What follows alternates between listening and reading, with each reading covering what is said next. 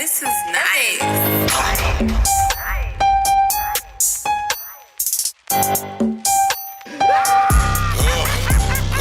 Jumped up and got dead fresh. Slept like I was on bed rest. Last night I had the best sex, and the bitch gave me turkey neck. I think the bitch took a Percocet, cause I can't believe the way she work her neck. Now the dumb bitch said I'm the first to hit. I put a load in her mouth, she the first to spit. Jumped in the whip, then I'm back to business. Been a couple corners just to find the bitch. I do my dirt dolo, I don't ride with witness. Cause these niggas homo, they be lying and snitching. I be tired of these niggas, never let them ride with me, nigga. I don't need a pussy nigga sitting on the side of me, nigga. I need a big dick, that's what they gotta be, nigga. Have a nigga feeling like you want the fucking lot of me, nigga. I don't want a pussy nigga calling me, nigga. I just want a bitch that wanna swallow me, nigga. But I don't want a bitch that's gonna be stalking a nigga. I don't want a bitch that fuck a lot of you, nigga. Cause a lot of you niggas steady be burning these bitches. And I don't have a lot of time to be learning these bitches. They taking turn with these bitches, yeah. I be curving these bitches. I just want a little head, send the word to these bitches. Hey, we want a little head, send the word to these bitches. Boss, and Kusha K be the Y'all niggas three funny. Light in the ass, lighter than K money. Kusha K gon' keep eating these instrumentals like a smoke that gas. I got the munchies. Off top, hey, please don't be eggy. Bitch, I'm chillin', I'm coolin' on the head. Please don't blow it unless you blowin' like beep, beep, beep on the dick like a horn. Hey, shawty like skin and a pussy look orange. Shawty is a freak like them bitches in them Pringles. Even though she look good and a booty big, shawty pussy deep, you can fit 6 arms. Boy, you better ring the alarm. Co-ed, we done ran through it like a dorm. So many niggas done been up in this bitch, man, it look like children of the corn. Some of this shit she do not know. Hey, spread them legs like Grey Poop pun. Her booty still big like 2 big puns. I run up in it, pussy like run for his run. Hey, polo on my feet, bitch, grapefruit pun. Got a plug on the kicks, these will come out in a month. I pull me a chick, nigga dressed like a monk. She see these pockets on thick like lumps. She know I get money like the first of the month. Hey, tell you nigga chill, you'll be back in a month. Cause you're not the type that a nigga really want. All I want you to do is lick the D like a blunt. Y'all pussy niggas can't walk in my shoes. Couldn't get my chick, couldn't get my man, couldn't get my freak, couldn't get my boo. Cause I hit it like an animal, bitch, I'm from the zoo. Cause down there like a sneeze, I'm blessed, I got you. I'm kicking niggas' asses dressed like Ryu. Bust your head open, see the pyro. Red, lost his head, lost his dreads. Put on the bed, lost his back, lost his front, lost his arms, lost his leg. You heard what I said, ain't no play, cause we ain't playing. Georgia boys, Georgia men. 100 nigga, you ain't even on the scale of fucking 1 to 10. As a matter of fact, I'm cool like this, I'm cool like that. Bitch, I'm lit, bitch, I'm 5.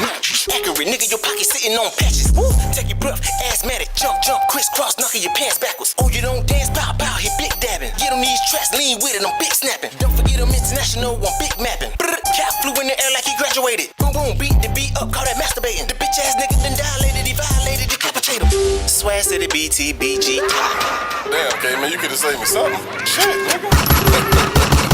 Damn.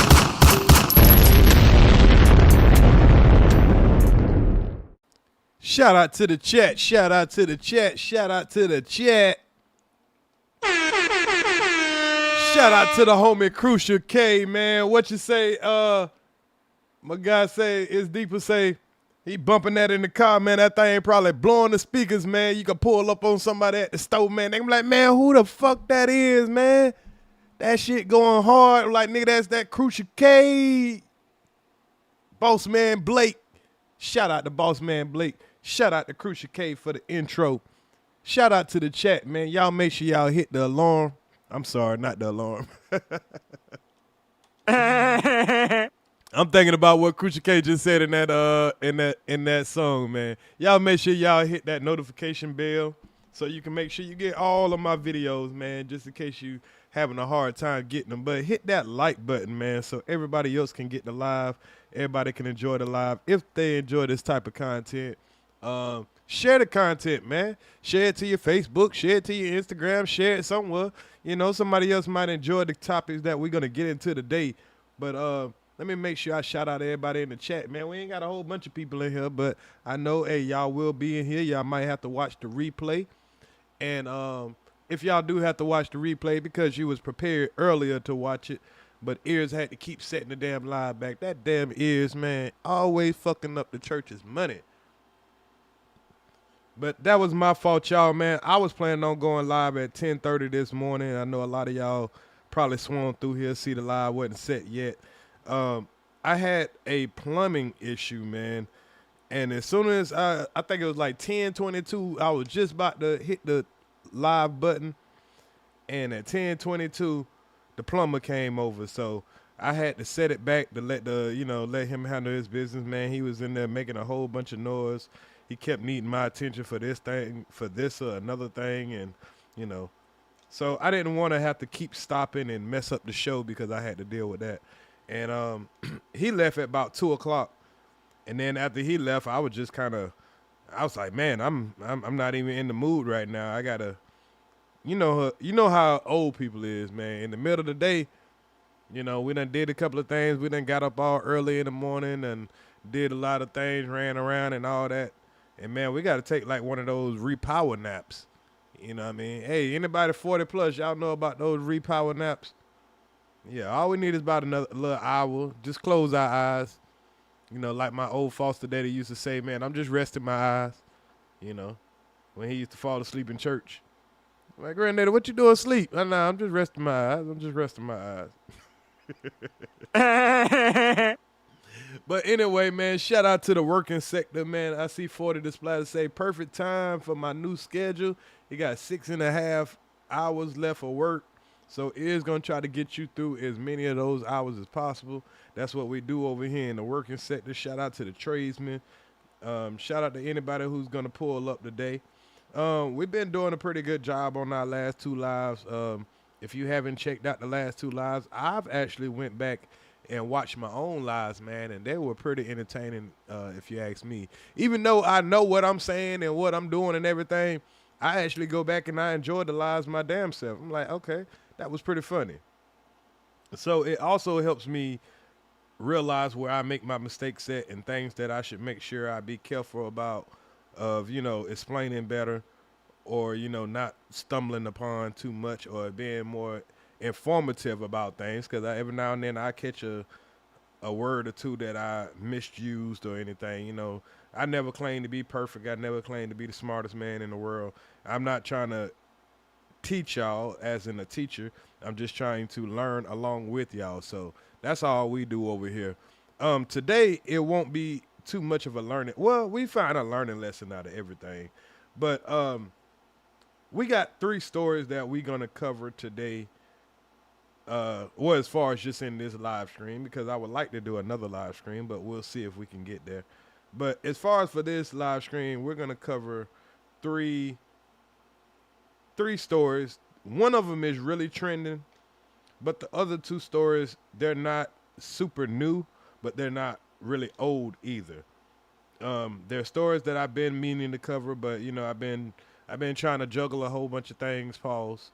As far as with my content, trying to clean up all of my channels and everything because of the little situation we ran into a couple of weeks ago with my channel and them trying to suspend my monetization on one channel and then punishing my other 2 channels for that. So we already got our watch time hours up on the Wabbit God channel, so we don't have to really do too much on that channel unless we just want to get the watch time hours up. We at about 3.2K watch time hours on that channel. So shout out to Ears the Wabbit God channel. If you're not already a subscriber to that channel, you're new to the channel, y'all make sure mods, y'all drop that channel so that people can sub up to that channel also. And make sure you sub up to the Ears to the Street news channel. That's where the uploads will be going at. So we'll get into that when we get into that. So let's go ahead and get into the content, y'all. Watch closely. You're about to experience a nigga moment. All right, y'all. We got some nigga moments, y'all. We got some nigga moments. So, well, we got some white folks moments too. But we got a nigga moment first, man. So let's get to the content, man. Make sure y'all hit the like button. Make sure y'all share it. And y'all let me know if I accidentally mute myself and I don't notice. So y'all always let me know that anyway. But just in case I do it this live, because every now and then when I'm playing the video, I try to mute myself so y'all won't hear me coughing on a blunt or, any of those type of things like that while I'm doing it. So our first story or our first segment, as you want to call it, it's going to come from a segment that's kind of been very trending lately. it's gonna come from a situation from a person that we all know. A person that we all know, and that person is a NBA player. And no, it's not Kwame Brown this time, y'all.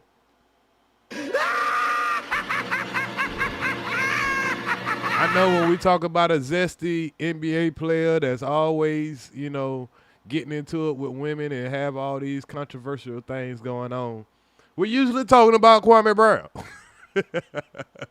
But this time we're going to talk about Dwight Howard.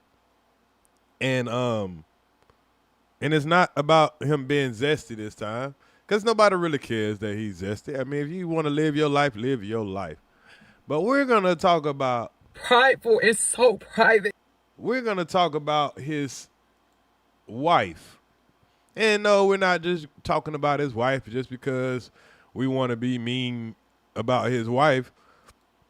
We're going to talk about his wife because his wife decided to come on to social media. I ain't going to say YouTube. His wife decided to come on to social media and spill all the tea. And y'all know us as YouTubers, content creators, Instagrammers, TikTokers, or whatever, we eat this type of shit up. You know? So I need to ring the alarms, man. Ring the alarm. There's a woman crying, y'all. There's a woman crying. Let's ring the alarm. Y'all know when a woman starts crying, then, hey, something is going down. Something is going down. Now, we got a situation with Dwight, man. He got married 14 months ago. Now, a woman that decides to marry an NBA player, NFL player, hockey player, any man that's made an substantial amount of money over their career, a powerful man, you're going to have to deal with a lot of the things that the average person probably won't deal with. I mean, I don't know. I don't know because, you know, I'm not, you know, from that side of the field. But from what it seems like, the women who deal with these type of, you know, guys who, you know, they got their bag, they're successful and all that, a lot of them have a certain narcissistic type of behavior. And, you know, from the women that come on here and tell about these guys, I mean, a lot of them have it. Now, there's been so many rumors about Dwight Howard. The only way that you can see a woman calling themselves going to get married to a guy like that is they don't give a damn. They care about the bag. They ain't giving a damn about if somebody saying that this man is messing with boys and if he has aggressive behavior or any of that type of stuff. You know, they don't care about all the other women that are calling their phone, threatening them, wanting to fight, doing all this extra shit. See, they don't deal with this when it's regular guys. But when they see that bag, when they see that pot of gold at the end of the rainbow, they'll deal with anything. So we're going to listen to the woman crying, boo-hoo crying, because now she claims that Dwight Howard did this, he did that. And the things that she's thinking that makes Dwight Howard look bad, it actually, in my opinion, it makes her look bad. It makes her look bad. The things that she's about to tell us, y'all, I don't know if she thought that was going to make everybody like, oh, Dwight, you such a horrible guy. No, it kind of makes us look sideways at her. So I'm going to let y'all see what I'm talking about. Now, I'm going to use two different sources for the breakdown of this. I have the original video of the woman, you know, telling her story. But the two guys that I'm going to use as the people who broke this down a little bit, and I'm not going to use their opinion too much of it. I'm just going to show the videos that they were able to find that I wasn't able to find. And, you know, including the ex-wife that gave some warning about this man's behavior, and including a Instagram post that I just found that one. So I'll still use the one that I found inside of these guys' channel. So we're gonna start out with Poetic Flacco. And then we're just gonna show everything outside of what the woman was saying as far as in the car. And then we just want to get all the details around it and outside of their opinion, because I want to give my own opinion. Then we'll get into her full rant about the situation. Okay? So that's what we're gonna start at. Our second segment, we're gonna have a story about a father who unalived his daughter after a heated argument about our supreme leader, Mr. Donald J. Trump. And could you imagine that? Losing your child behind an argument about a guy that doesn't even know you exist. That's how far politics have brought a lot of the ignorance in this country.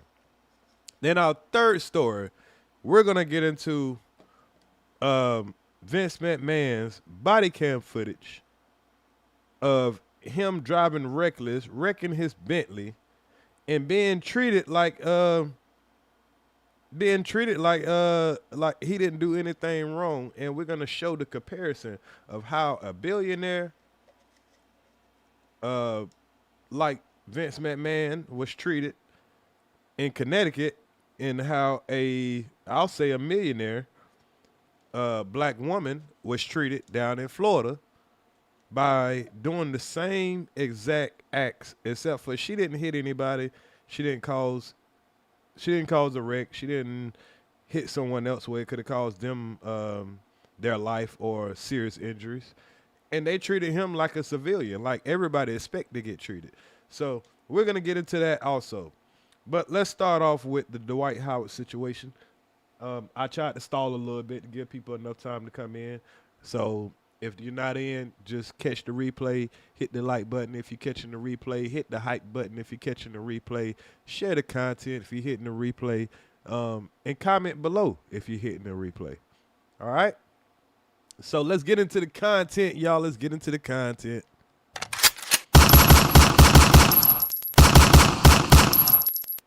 All right. So let's start right here with Poetic Flacco's video. And because he's gonna show some important text that I think is gonna be pretty relevant to the situation. So I'm gonna use some of his content to break down this reaction. So let's start right here.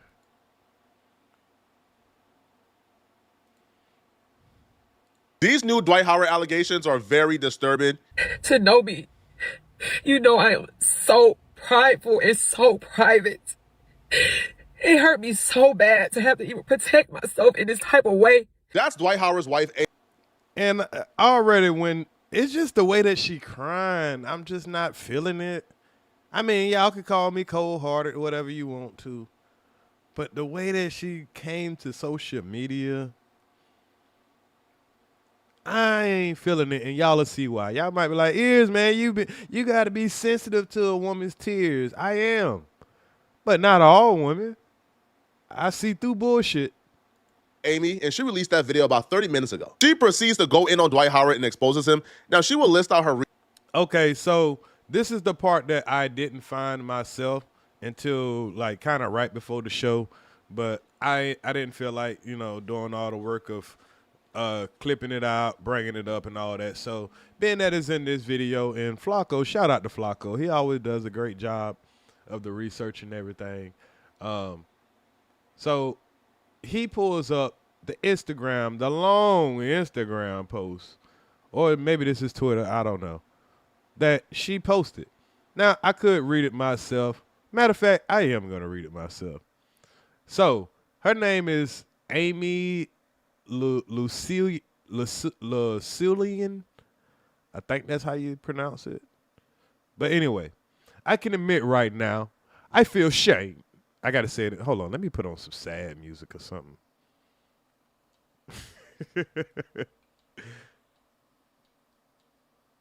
Let's get some violin music for this shit. I can admit right now, I feel shame. I cringe when I see couples take their issues to the internet. But I was humbled with understanding because now I look what I have to do to protect myself. My husband put himself in a position that resulted in CPS being called to our house 3 times in the last month. But 3 days ago, they were called again, and they left with our daughter. I have personally had to call police on him 3 times in barely 14 months marriage. Everyone around told me you should make, everyone around me told me you made a commitment through sickness and health. And that played in my mind after I filed for divorce 6 months ago. She filed for divorce 6 months after they got married. Do y'all remember that? I remember that. I remember the woman coming on here and hollering about she was thinking about leaving him and she thinks she's going to stick it out for the marriage because she was there for sickness and health and all this stuff. Girl, cut it out. How you get married to somebody and 6 months later, you already having this much trouble? You didn't see that before you got married? This is why you should take your time. Like, what's the rush when you're supposed to be with somebody for a lifetime? What is the damn big ass rush to get married so fast? I never understood that. It takes you time to realize if it's somebody you can live with day in and day out. They're not going to switch up on you. They're going to stick to their program, to y'all program. If they can't wait around for a couple of years, then hell, they ain't for you for a lifetime. That's my opinion. But anyway, let's carry on with this. With this sad story. So, where we stopped at? Okay, barely 14 months of marriage. Everyone around me told me you made a commitment through sickness and health, and that played in my mind after I filed for divorce 6 months ago. I came back because, honestly, I tried to listen to the married people around me who said it was too soon to walk away. But now, look what I've gotten myself into. My stepson is only 12 years old. When CPS and police came to take our daughter, my husband needed an alibi to collaborate a lie. I told him I want no parts. In return, he coached my stepson to lie. I recorded me taking to my stepson. You can hear him replying to tell. I'm sorry. I recorded me, I think it's supposed to say talking, to my stepson. You can hear him replying to me, telling him, I know daddy made you lie on me to the police. You hear him replying, feeling guilty for following daddy's rule. You'll hear me tell my stepson, I still love you, and he replies, I love you too. Oh. My stepchildren love me. I could say so much about the pain I've personally endured, but it's about these children. I am deeply heartbroken right now to have to advocate for minors' voices in return lose a marriage that I was so happy to be in. Say what? What? So she says all of this, but she's telling us she was so happy to be in a marriage. How can you be so happy in a marriage, but you had to call the police 3 times in 14 months? How can you be so happy in a marriage where the CPS is calling and taking kids? That's not yours, by the way. She's acting more concerned about kids that are not hers. I'm pretty sure if this is true and CPS took Dwight's 12-year-old daughter, or I'm sorry, I don't know how old the girl is. I would think the father would be more mad about his daughter being taken than you would. You're a stepmom. And I'm not saying stepmoms can't love their kids, their stepkids. But why would you be more heartbroken than the man who lost his child? His daughter at that. Something isn't passing the smell test, my people. Something is not passing the smell test. Because whatever they took the young lady for, why didn't they take the 12-year-old boy? Because if the girl is in danger, wouldn't the boy be in danger also? So something ain't right. Do y'all agree, chat? Y'all let me know. Y'all let me know. If they took the boy, what's good, T-Bone? If they took the little girl, I'm sorry, why didn't they take the 12-year-old boy if something was that bad? And then the way she's making it out, it sounds like she's making it out like I got to be correct on this. I don't want to mess up this video. Sounds like he did something to the little girl that was inappropriate. That's the way she's making it sound, in my opinion. How about y'all?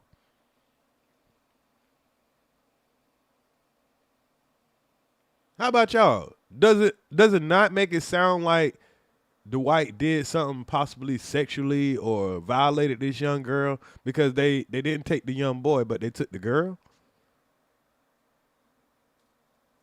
So let's continue on. Reasoning for why she's exposing Dwight Howard to the even but on him through sickness or health. So he's reading it just like I did. So after that, let's get into the video and let's just see the performance.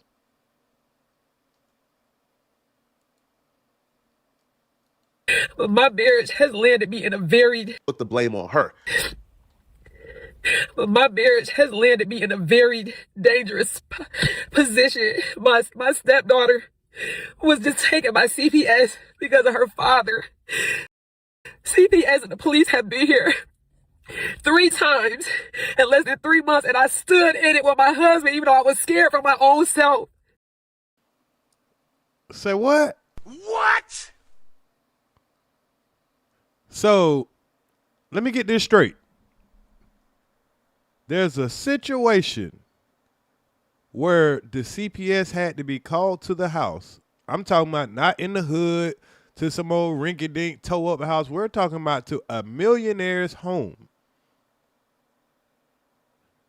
And you're saying whatever it was that they were called for, because she won't be specific about what it is they were called for. You think it's the right thing to do to sit by if something's wrong been going on? That don't show me strength. Oh, I got my husband back. No, if he's doing something to violate a child, you should be doing the godly thing, in my opinion. And for you to be in here and boohoo crying about his kids when you should be doing the right thing, because if you're trying to convince us that he's such a horrible person, then why are you upset that the police took the child away from a horrible person? Whether it's your husband or not. If you tried to file a divorce 6 months ago, but you're so happy in this relationship, I don't get it. Maybe I'm wrong. Whatever he wanted me to say, whatever it was, I'm thinking this is my husband. I had everybody around me saying, even after I tried to divorce him the first time, everybody around me said, you can't leave your husband this soon. You said through sickness, through health, through this, you said through good or bad. That's why I came back, but this is going way too far. So you came back not because you're a grown woman, because you don't seem like 20-year-old girl where you just don't know no better. You came back and keep coming back. After 6 months, you was ready to leave. But you had to listen to everybody around you, even though right there in front of you, you claiming that he's doing something unethical. Let's just put it like that. And you didn't leave him. Now you want to cry and boo-hoo to us? Like, what the fuck we supposed to do? Only thing we gonna do is just drink our tea and get all in your business. But it's not even about me. It's about the kids. It's about the kids. None of them are yours. It's about the kids. It's not about me. It's about the kids. The stuff that I have to go through with the kids, I have to be witnesses to. I mean, the police at the house, they ask me questions. I don't know how do I lie for my husband. I've never been married before. What does that mean? I never been married before. You ain't supposed to be married several damn times anyway. What the hell is you talking about? You don't know what to do? You're telling us you lied for your husband because he's your husband? No, if he did something unethical, then no, you're not supposed to lie for your husband. If he was in there, let's just say, and I'm not saying he did it, but say he was in there violating the young lady sexually, you would still lie for him just because he your husband? Let's say he was abusing the kids. You're telling me you would still just lie for him just because he was your husband and you never been married before and you don't know what to do? Continue on. I'm in love with my husband. I don't want him to get in trouble, so of course I'll be his alibi, but this is going way too far. So you in love with your husband to the point you will lie, which we all kind of see that right now. You so in love with your husband, you will lie to protect him, but you're trying to convince us that he's violating his daughter or his kids in some type of way. So which is it? You care about the kids so much that you're willing to tell the truth? Or you love him so much that you would rather the kids stay in a fucked up situation? Like, we're having to try to digest this bullshit only because you brought it to the internet. Because you could have left this private. Nobody would have ever known. If we heard rumors, we wouldn't have known the difference. And you probably could have worked it out with your husband. Since you love him so much, you love the kids so much. Or do you know that this is probably going to make it harder for him to get the kid back because now you on here and you want to get all the women riled up?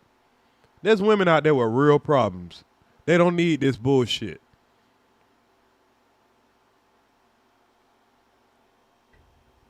And now I'm getting mixed all in this. I've been with this man for 14 months.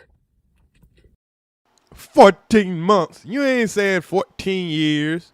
You ain't been with him through his whole career. You ain't been with him. You ain't even been with him since he won his championship.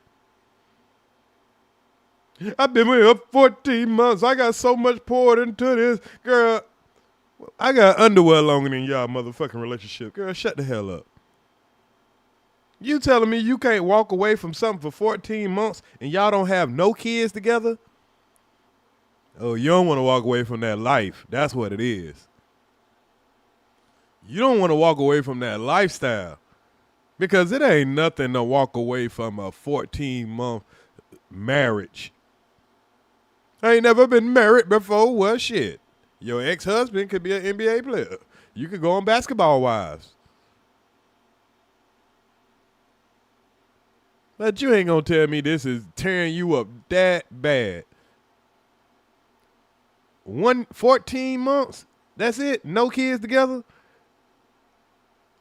I bet if he worked at Walmart, your ass would have been gone. You had already been on another dick already. Cut the cap. Cut the cap. I cannot ruin my entire life for something that this person is doing. Your entire life for something this person is doing. Is that something you didn't know about 14 months ago? Did he just start doing what you claiming he doing right now? Or was he doing it when you tried to file for divorce 6 months ago? Was he doing it 14 months ago before y'all got married? How long did y'all know each other before y'all got married? That's a great question. I would love to know that. What made you think that he would be a great husband?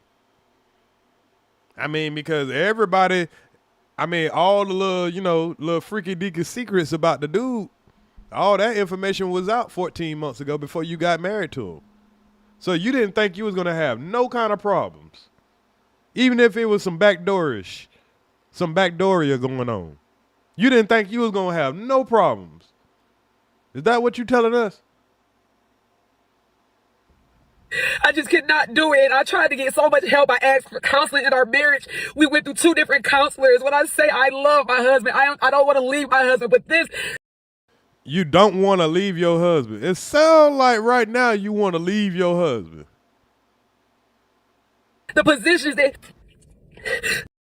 Oh man, this ain't going well for you. Did you think this was gonna look cute? The positions he keeps putting me in, and it's all over nothing. I keep telling people he needs some help, y'all. I live with him. This is not him. This is not Dwight. This is trauma. This is everything he's been through, but just not. It's the trauma and everything he been through. What? So you telling us you're making excuses for him? It's not him. Oh, it's somebody else. This is not the guy I met. It's the trauma he's been through. He needs help.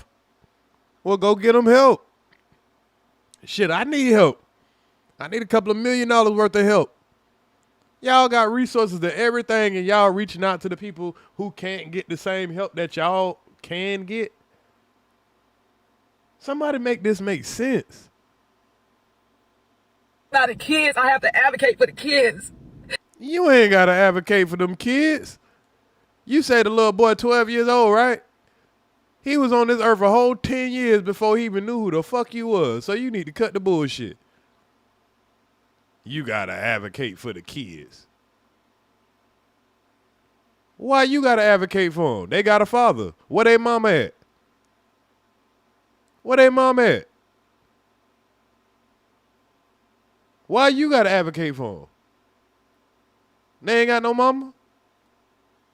Somebody let me know something. Do these kids not have a mother that can advocate for her own kids?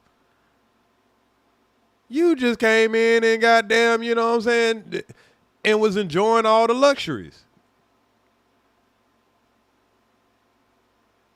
Now you the I gotta advocate for the kids. The kids need me. They need me. I don't know what the kids would do without me. And I can't go down for what he's doing, so they took our daughter. Our? That ain't your daughter? You only been there for a year. How old is this girl? How old is the daughter? So they took our daughter. Yeah, I mean, I get it. My kids is your kids when we get married and all that stuff like that. But ma'am, stop it. Like, I want to feel sorry, but I don't just buy any bullshit. I'm sorry. And I'm just sitting there like, do I speak up? Do I be quiet? What do I do? But I caught this man. I caught this man. And the way she's saying that, and when I first saw this, I was like, oh my God. I know she ain't about to say, I caught this man doing something to his daughter. Like, and she keep, talking in these subliminal ways. Like, I was like, oh shit, she caught him what? Forcing our 12-year-old son to cover for him, his son, to cover for him. He had him lying. I recorded it. What?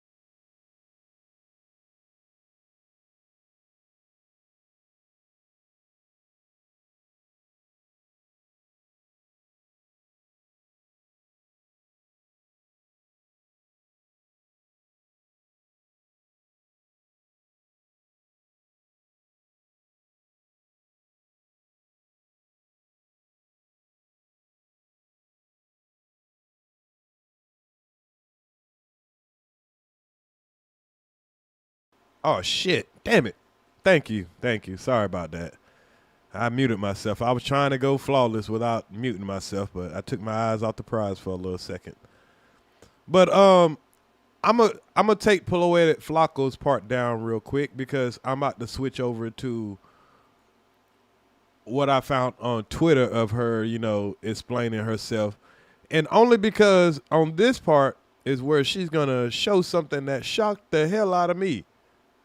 And we'll get back to Poetic Flacco's version of it. So this is what she had to say at this point. After she said she caught him coercing the 12-year-old little boy. But I'm fucking losing my fucking marriage to this shit.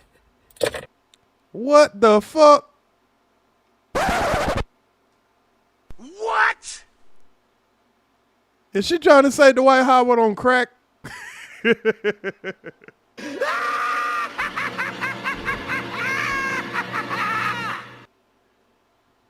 That looked like some Molly or crack or whatever. I've seen the other YouTubers, they blurred this out. I'm going live, so I don't even think that's real dope. Look how she just pulled that shit out. She got a little canteen. But I'm fucking losing my fucking marriage to this shit. This shit right here. Oh, hell nah. Bitch, that's about a brick.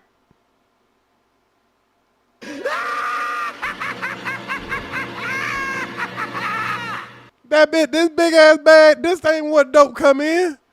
Unless you got them Scarface, Pablo Escobar.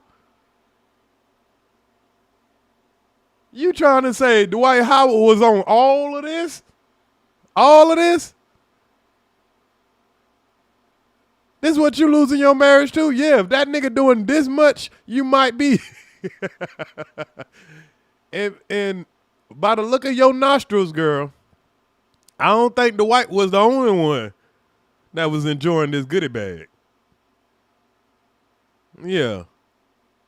Because your nostrils are wide open right about now. You damn sure knew where everything was. And if that was his shit, and that man just found out you took all his shit, he gonna be a little mad. This is crazy. Sorry, y'all. I told everybody, y'all got my. Then y'all notice how she just dipped into the bag. And I think she dipped into the bag, wiping her nose and shit. My stepdaughter was just taken by CPS because of her father. CPS and the police have been here 3 times in less than 3 months, and I stood in it with my husband, even though I was scared for my own self. I ain't convinced. So CPS been there 3 times in 3 months.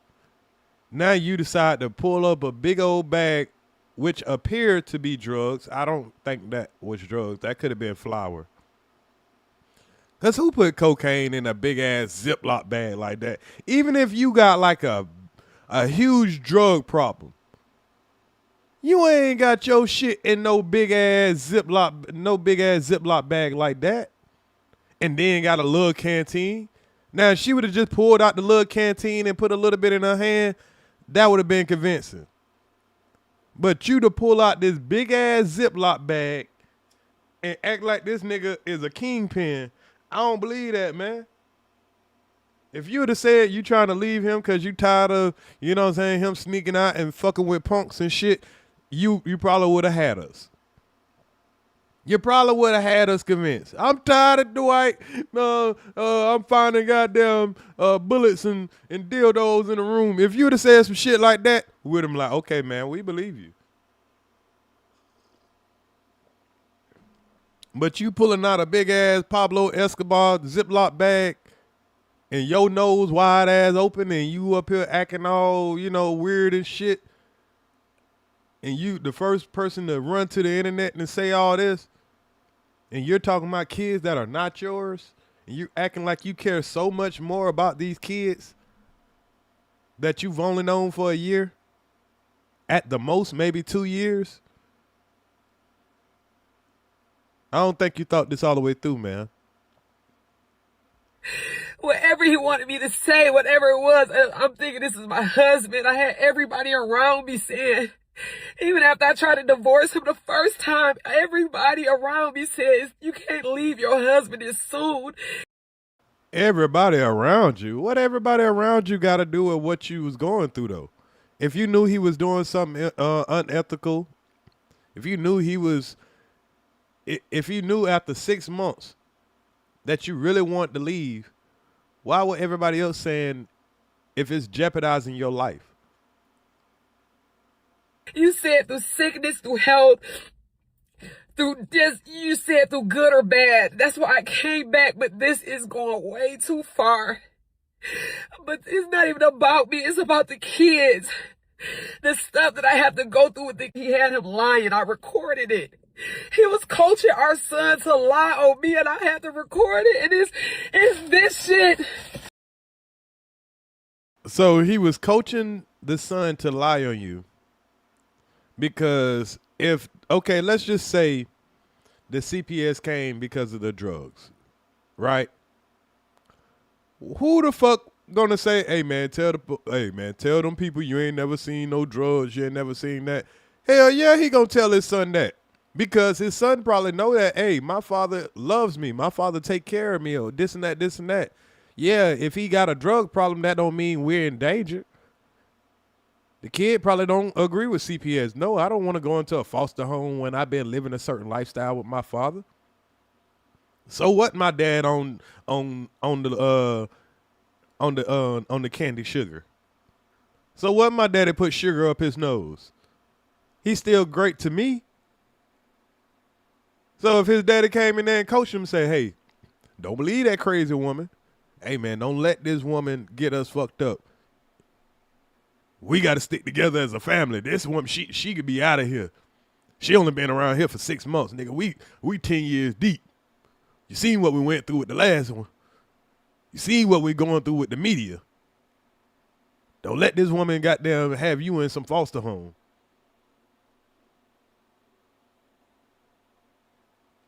I try to tell everybody. That's about a quarter key right there, y'all. I mean, bro, I done been in the streets. If that's really drugs, I don't think that's drugs. YouTube, this is not drugs. I don't think that's really drugs. But if that was real, girl, you holding up by a quarter brick, half a brick, whole brick. Hey, if that man was doing that much dope right there, he would be way skinnier than he is right now. That is way too much coke for personal use. And for you to have a whole bag, how did you get a hold of it? Because if he was on it and you didn't know about it, you wouldn't know where to find it at. Anytime somebody's sneaking and geeking, usually their partner don't know about it. So the fact that you know where to get the big stash from, the fact that you got the little stash and the big stash, that means y'all, if it is real, y'all was having one of those party relationships. Need some help.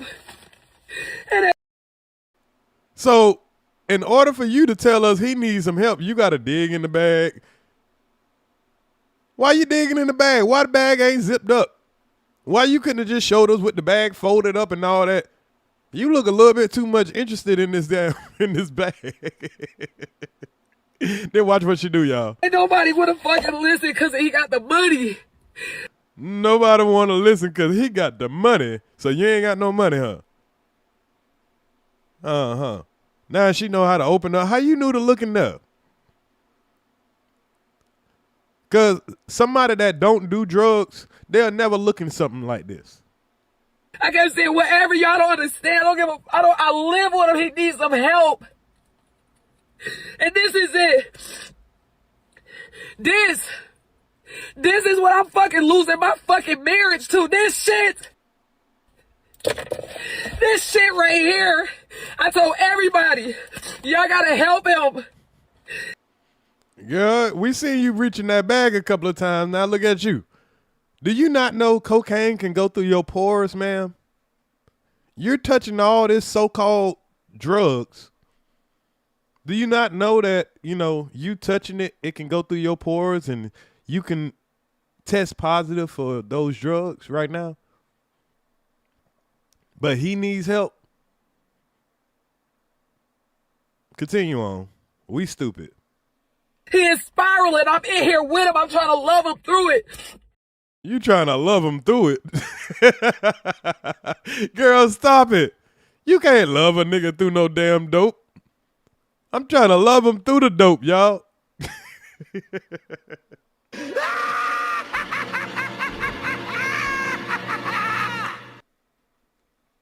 You trying to love him through it. How is you trying to love him through it, man? I want to know, what are the steps to loving a man through the dope? I was going to run out the door. I was going to leave him. But everybody told me, don't leave him. He's struggling. I stayed, but not this year. We got the police involved. CPS, you lying on me. You making up alibis. You got our son, my stepson, lying. And thank God I recorded it. And he innocent. Well, where's the recording, man?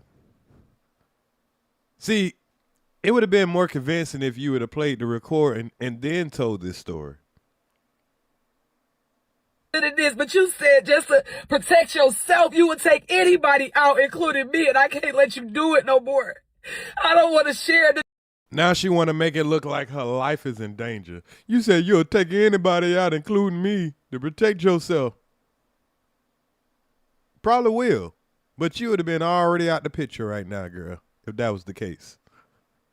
Dirty secrets. I don't want to go out like how everybody else did this, man. How everybody else did him, so he made you feel like he was a victim when you got with him. He made you feel like it was everybody else's fault when you got with him, huh? We seen that before. But I gotta protect myself now. I'm uncomfortable. Now I don't know what is gonna. I don't know. I'm uncomfortable. This man has the money. That's the second time she done mentioned money. This man has the money. You knew he had the money from the beginning, girl. What is you talking about? Tell us something new. Tell us something new. Because the money is what made you lose track of, all the other stuff. This man controls it all. And it's not about no money. I've been with this man for 14, 15 months. I never asked him for $1, nothing. I'm not. Man, cut the cap. He got the money, but for the whole 14 months, I ain't asked him for $1. You ain't got to ask him for $1. You married him. Because you knew the dollars would come once you married him. You like those nice little trips. You like being able to drive all those nice cars. You like being able to tell your friends, yeah, girl, I'm married to an NBA champion. We going all overseas. We all over here in Taiwan. I got 3 step kids. Yeah, girl, we living the best life. Look at this ring I got, girl. We got maids. We got cooks. I'm wearing all the Louis Vuitton. I'm wearing all the latest. Yeah, I got the fancy hairdos and all that stuff. None of that registered to her. How bad it was. Like, get the fuck out of here. On the credit cards, I just love him for him, but this shit. You just love him for him. So you just went and found the nigga that had booty bandit accusations. You just fell in love. You ain't know him from nowhere, huh? You ain't know he played basketball, huh? You ain't know he made millions of dollars, huh? You ain't know he was an NBA champion, huh? You just fell in love. You just saw this man and just magically fell in love. And then in 6 months, you were ready to get the hell on. But you did it because everybody told you to stay. Are y'all buying this? It's going too fucking far, and I'm so embarrassed. And I gotta even I'm just like, I don't know what to do. When I heard my stepson being coached to lie on me. Well, he might have been telling him to tell the truth on you. See, now you're making us think that he might have not have been coaching him to lie on you, but possibly tell the truth on you. How do we know that you're not the drug addict and that you're not trying to get to the media first and paint him out to be some certain type of way? Because don't nobody just start doing that type of dope. That has to be a long record of doing that type of dope that you just showed. I gotta protect myself now, and I know it's supposed to be through sickness and health, but this shit is scary. And she wiping her nose with the same hands that she goddamn dipped into that goddamn so-called drugs that she just showed. She over there taking little baby bumps and shit like we can't see that. Why you keep dipping in that bag? We done seen it one time. All you had to do is show us one time. And you steady digging in the bag. You like that bag too much. This is why. What the whole fuck? What? That's about a zip. That's about an ounce right there. Is this nigga selling? Man, you could get about 500 for that.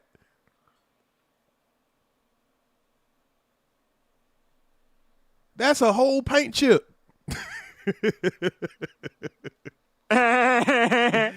Oh, man. She reached in there and actually grabbed it with her hand, y'all. A person that does not do drugs will not touch it. A person that does not deal with drugs, ain't no fucking way in the world they're gonna reach in a bag of drugs and actually touch it. They gonna treat that shit like it's a germ. Am I right, y'all? Y'all tell me, am I tripping? All of y'all that don't do drugs, that don't do cocaine, if you found a bag of cocaine or a bag of Molly or whatever that is that she's over there claiming that this is, would you actually touch it? Knowing that you keep wiping your nose, wiping your face, and all this stuff? Hell nah. Even niggas that cook dope and they don't do the dope, they gonna put on gloves. I'm losing my fucking marriage. Because the money, y'all didn't want to help him. And that's a rock. Like, come on. Is he smoking it? Are you telling us he's smoking that shit? Snorting it? What is he doing with it? Eating it? You got to be more specific. You can't come on here with all these little small details.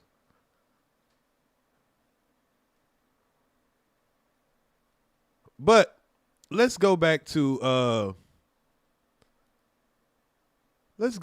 more of the video.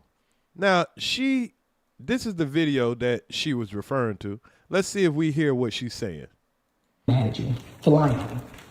Yes, on her, right? And that Dwight coached him. I'm not mad at you for lying. And I love you still.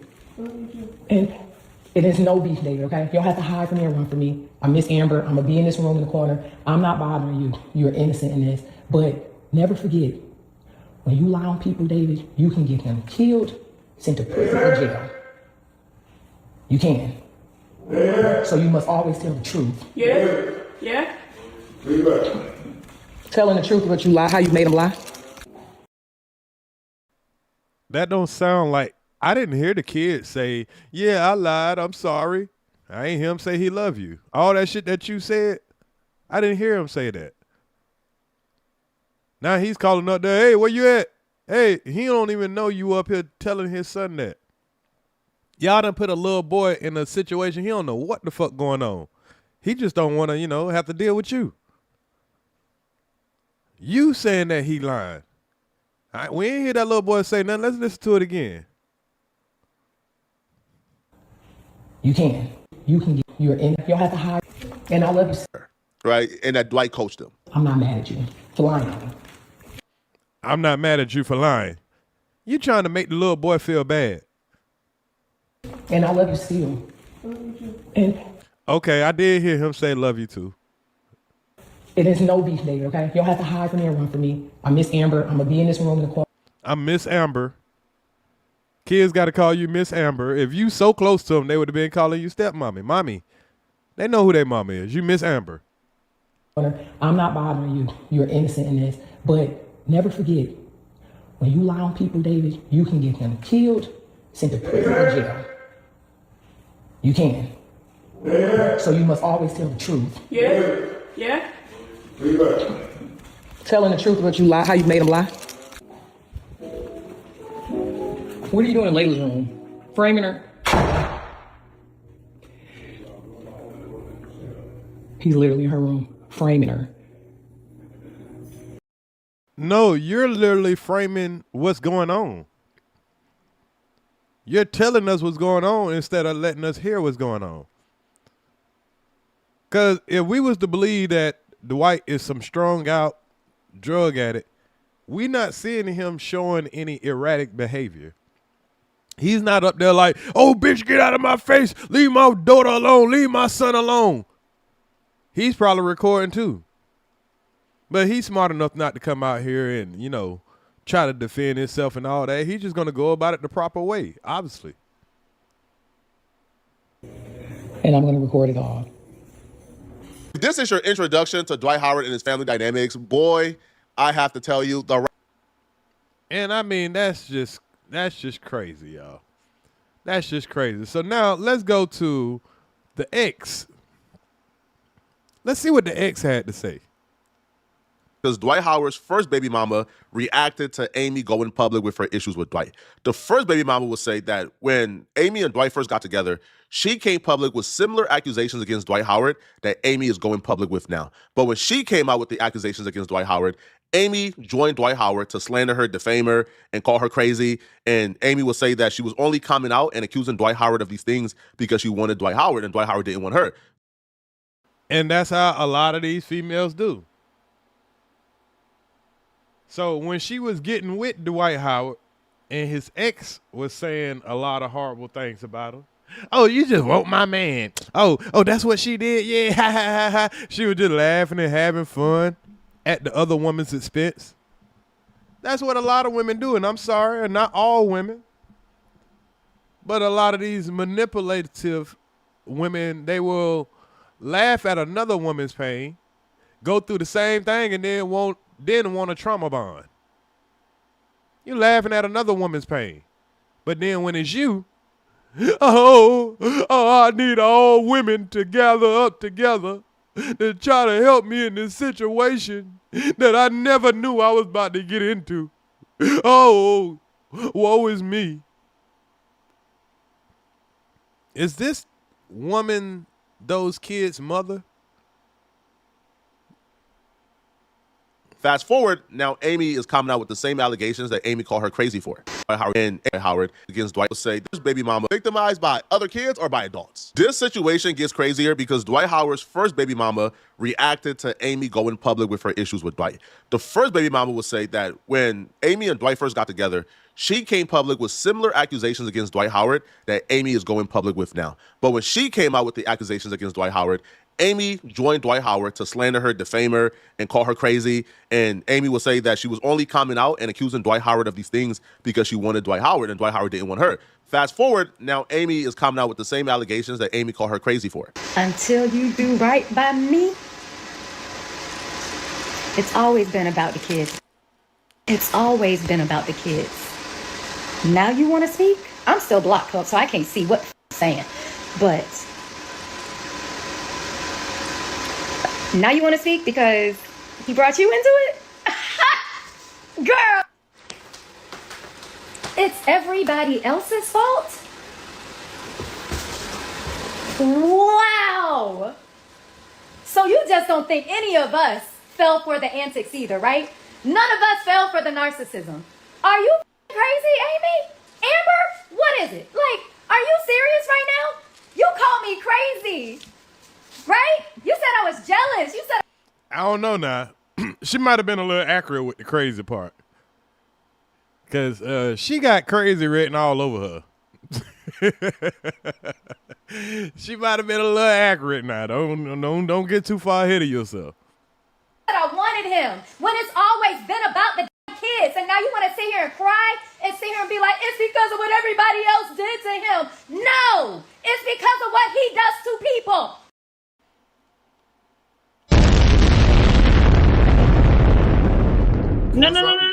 No.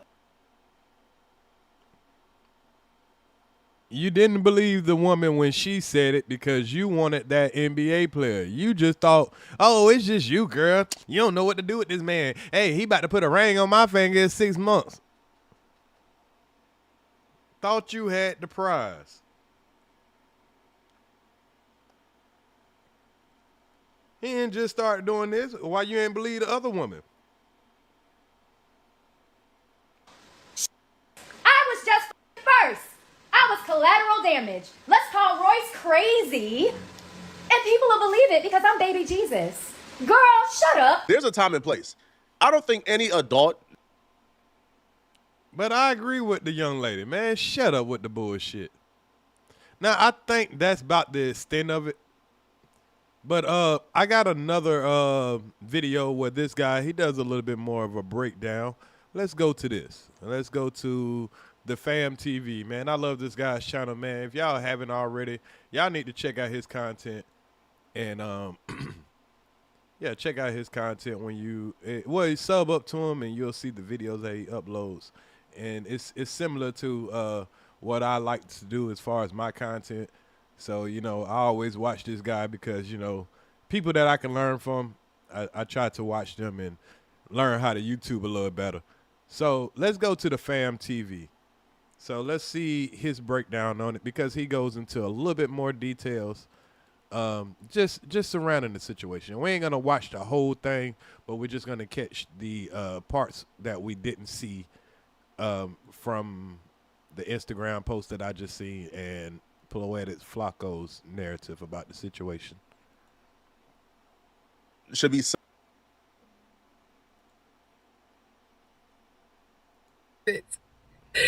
It hurt me so bad to have to even protect myself in this type of way. So we already seen this part. Hold up. Media. Dwight Howard's wife, Amy Luciani, recently went online making serious accusations about what she says has been happening inside their household. According to her post, Child Protective Services became involved with their family. And in the middle of her explaining the situation, she began posting what she claims is Dwight Howard's alleged drug habits. Subscribe, we'll jump right to it. Dwight Howard once stood on top of the basketball world. Born in Atlanta, Georgia, he became one of the most dominant high school basketball players in the country. Instead of he came up in Atlanta, though. Y'all already know what that, that insinuates. Attending college, he entered the 2004 NBA draft straight out of high school, where another kid straight out of high school. He was selected with the first overall pick by another #1 overall pick. The Orlando Magic. With the first pick in the 2004 NBA draft, the Orlando Magic select Dwight Howard from Southwest Christian Academy. Man, there's something about that #1 overall pick, man. That shit could be a curse, man. It could be a curse on the mental. From the moment he entered the league, Howard's size, strength, and athleticism made him one of the most dominant big men in basketball. He would go on to earn 8 NBA All-Star selections, 3 Defensive Players of the Year awards, and multiple rebound titles, and eventually an NBA championship. Don't upload. Yeah, you're right, but he made a difference on his team. He went to the right team, He went to a team that actually needed, a big man, and they allowed him to be, himself. Oh, my God. You win, young fella. You win. He didn't just dunk it. He threw it through. Most remember that dunk, right? One of the moments that helped make Dwight Howard a household name was his famous Superman dunk contest performance. During his prime years with the Orlando Magic, Dwight Howard was considered the most dominant defensive player in the NBA. He helped lead the Magic to the 2009 NBA Finals, defeating LeBron James and the Cleveland Cavaliers in the Eastern Conference Finals. For several seasons, he was widely viewed as the best center in NBA basketball. But while Dwight Howard's basketball career was rising, his personal life was also also becoming complicated. One of his earliest public relationships was with Royce Reed, a former Orlando Magic dancer. Oh, okay. She was one of the Magic's dancers. That's how she got close in there. She later became known for appearing on the reality television series Basketball Wives. Oh, man, she was on Basketball Wives? So, yeah, old girl, I think she trying to get her position on Basketball Wives. That's why she coming on here with all the antics. Who shared a son named Braylon Howard. However, their relationship ended early, and over time their breakup turned into a series of legal disputes involving custody and parenting disagreements. Their situation played out in court and often spilled into the public conversation as well. Even years later, the relationship has occasionally resurfaced in conversations online whenever new drama involving Dwight Howard appears. So the little boy that she's trying to speak to happened to be the ex's little son. So she's over there talking about this other woman's son and trying to act like it's our son, it's our kid. Oh, girl, like, girl, you thought it was funny that I can't get my son. I can't be around my son like I would want to. And the man used his money against me. Oh, it's all, I just want him and all that. After dominating the NBA for several seasons, Dwight Howard's career began to shift following a series of back injuries in 2012. The injury required surgery and affected the athleticism that once made him so dominant. Around the same time, Howard became involved in the highly publicized trade saga, often referred to as the White Mare. He eventually joined the Los Angeles Lakers, but the super team experiment didn't work out the way many fans expected. Over the years that followed, Howard played for several teams across the league, but in 2020, he experienced a moment of redemption when he helped the Los Angeles Lakers win an NBA championship. Later. And I think, in my opinion, I think they should have brought him back for one more year. I think he was doing pretty good with the Lakers. I mean, it wasn't a system for him, but I think he would have been a great backup still. In his career, Dwight Howard took his talents overseas. He signed with a professional team in Taiwan, where his debut game quickly went viral after he recorded 38 points and 25 rebounds. Even overseas, Howard remained one of the biggest basketball attractions in the league. In recent years, Dwight Howard married Amy Luciani, a rapper, entrepreneur, and reality television personality known. Meaning she ain't had really too much shit going on. She was a rapper, an entrepreneur, and a personality. And I ain't gonna lie, she look a little, you know, I ain't trying to be funny. But, you know, for a millionaire, I mean, she kind of average. I mean, a regular nigga could pull her. A regular old dope boy could pull her. Come on, Dwight, you got to do better, bro. Cheerleaders, internet personalities and shit, bro. This, like, come on, bro. A guy your stature, you supposed to have chicks that, you know, that's beyond our reach, in my opinion. Known for appearing on Love and Hip Hop Atlanta, Luciani has. Yeah, but she got a strong face. That's all I'm gonna say.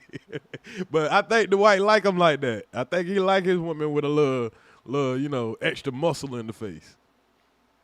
Built a brand around music, business, ventures, and social media influence. Let's talk about I met the love of my life, and I almost divorced his ass in 6 months, being real stupid and silly. Actually, we both filed for divorce. You met the love of your life. How is he the love of your life and you ready to divorce him in 6 months? And look at her right then with the wide eyes and the tweaking chin, the tweaking mouth. Let's talk about the struggles of being a new young wife. First thing I can tell you as a new wife, I know this is going to be hard practice, but shut your mouth. Shut up. Now, I know some of y'all going to say, oh, you got to shut up because you married. What is he silencing you? No, sis, I'm not saying shut up. I'm saying pick your battles and sometimes pick them quietly. Understand, when you became one with your husband, that means you became one. Y'all are one. You have to literally die to your old self. You don't want to do that yet. What does die to my old self mean? Because I'm very much still alive. You ain't got to do all that. You just got to goddamn get on the program. You marrying a rich man that got everything, there's not a lot you can bring to him. He don't give a fuck about your career. He don't give a damn that you are an entrepreneur. You ain't got more money than him. So that means you want to be taken care of, ma'am. You want to enjoy all the benefits of his hard work. So yeah, you might need to shut the fuck up every now and then. and get a part of the program because he had a program before you got there that made him successful. Simply means adjustments. You got to make a lot of adjustments. Again, heavy on your one now. No, your spicy attitude isn't passion. It's a nasty attitude. Yeah, she shouldn't even have an attitude. You're a part of $1 million corporation now. What the fuck do you have an attitude about? This is why these rich dudes go to white women. They know they know how to shut the fuck up and go with the program. Why do you have an attitude when you just got you just got brought to the luxury apartments in the sky? The deluxe apartments in the sky. That has to die for your husband. Confrontational spirits hidden by passion. You're not passionate, sis. You just got an attitude problem. Lose it. Quit gym. Yeah, she look high right now. Successful top tier men, they just want peace. They don't want anything else. You can't do anything else for them besides bring them peace. Mistake I made, me and my husband going through issues, telling my friends about it. Don't. Exactly. All that man wanted was peace, and you know that. You couldn't bring that man peace? And telling my friends about it. Yes, you was out there bragging to your friends about all the nice shit you had, all the good shit, the way you get to live and all that, and then go talk to your friend. Go tell your friend, I found a dildo under his bed. Yeah, he did this and that. And then guess what they gonna do? Oh, girl, y'all know that girl. She over there dealing with a nigga that like dildos and shit. She over there doing this and that, this and that. Now you trying to act like it's something new. This is the mistake I made because I'm a first-time wife. I got all these excuses. I wanted to divorce him in 6 months. Well, why you just ain't date him for 6 months then? Hell, you would have known that you didn't want to get married to him. Don't do it. Lying to yourself is hard, okay? You spent your whole life talking, probably talking too much, getting the last word, being overly opinionated, being emotionally unstable. Some people settle for that, but this person married you, they're not going for it. Passive aggressive attitudes. Most black men, when you do that, it reminds them of somewhat what they grew up with their mom, their siblings. They married you. They don't want to feel with the trauma from childhood. And I'm about to say something is probably. And the fact that you putting on all this goddamn makeup. And if you're acting like this, just talking to these people, I mean, I know you's a social media influencer, but come on now. You don't seem stable right now as you're going in, man. Probably gonna hurt y'all feelings. Black successful men do marry black women. But my girls, let's be for real. Let's talk about it. I already know, sis, life was not easy for us. And along the way, we formed a little neck roll that we can't get rid of. Because life was hard doesn't give you the right to be rude, a bitch, confrontational, nasty attitude, uncooperative. Any of those things. Married now, sis, so you're joining with one. It should be a peaceful harmony, right? Which means you have to die to yourself with all the ugly things that do not create peace. Let's talk about the maybe I rule. If there's conflict going on in your marriage, in your home, silently to yourself, not out loud to your husband, ask yourself, maybe I am understanding this wrong. Maybe. And all this shit sounds good, but she wasn't living the life that she's telling everybody. Because she probably was coming online and telling all these women how to get you a rich man, how to keep a rich man. And yeah, black men do marry black women. And then you show exactly why they don't want to stay with black women.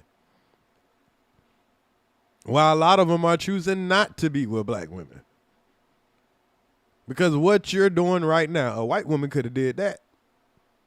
People probably would have believed it more. But you over here trying to paint yourself white.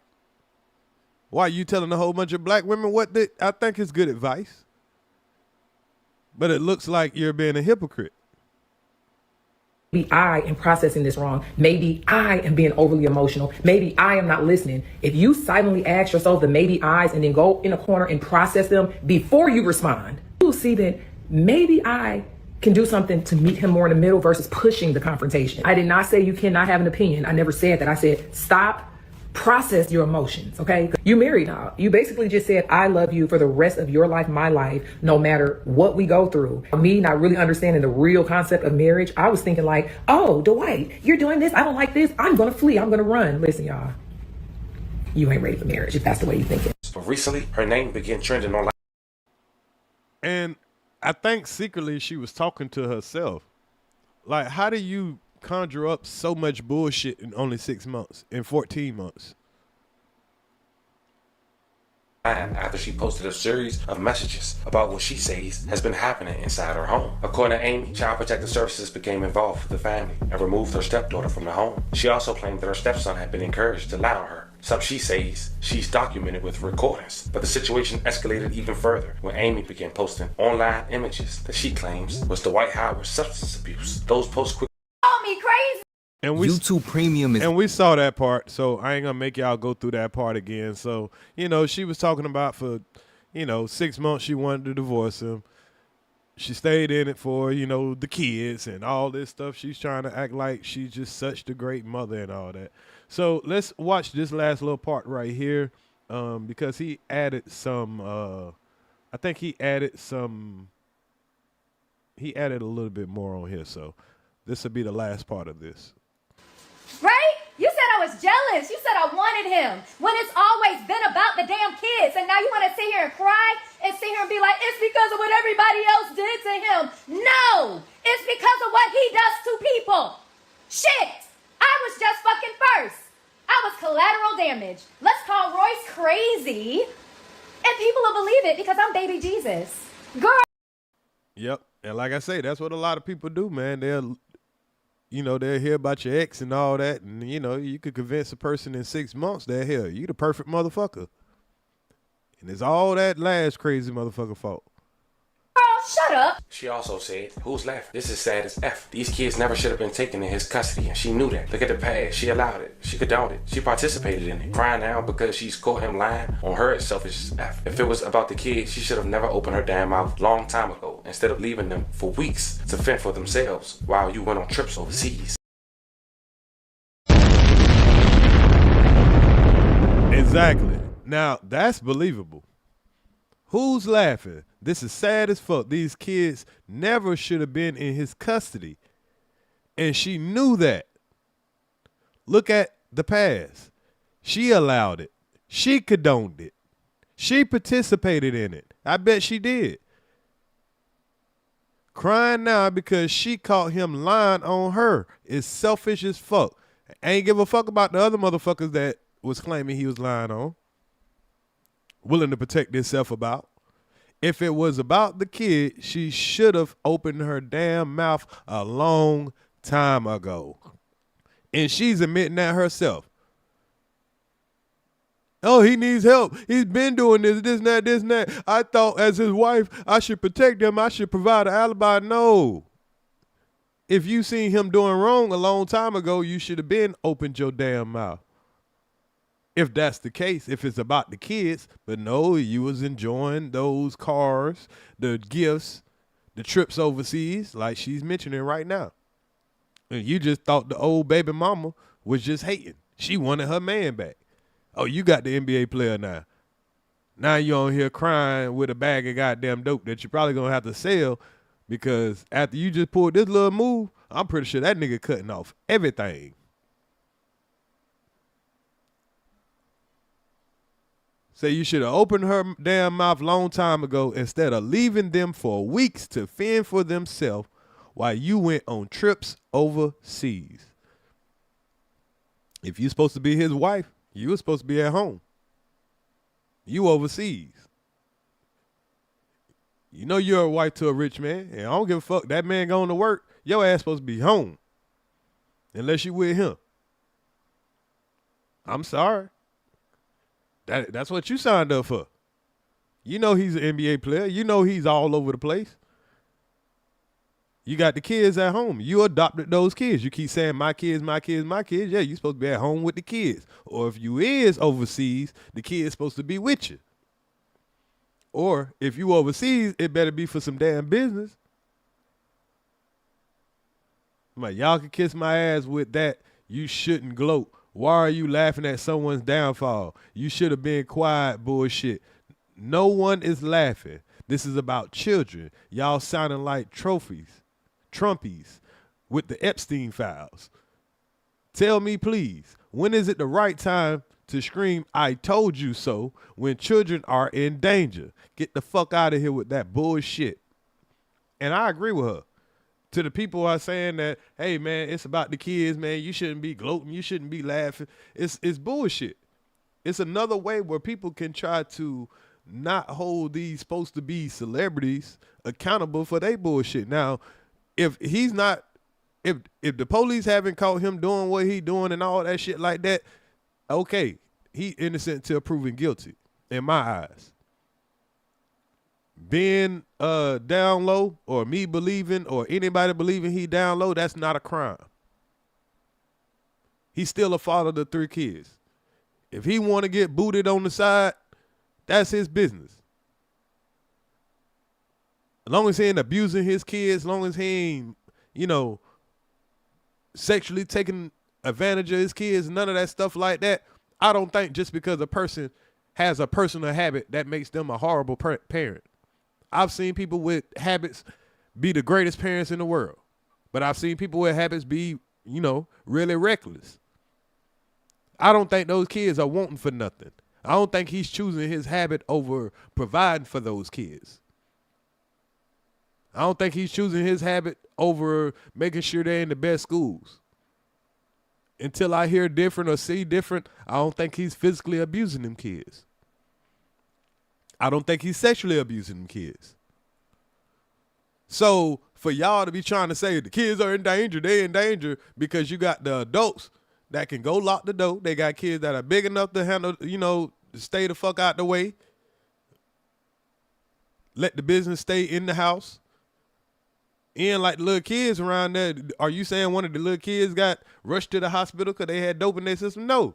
That's his 12-year-old son. He knows better. And if nothing's happened, how are you trying to say that is a danger to them?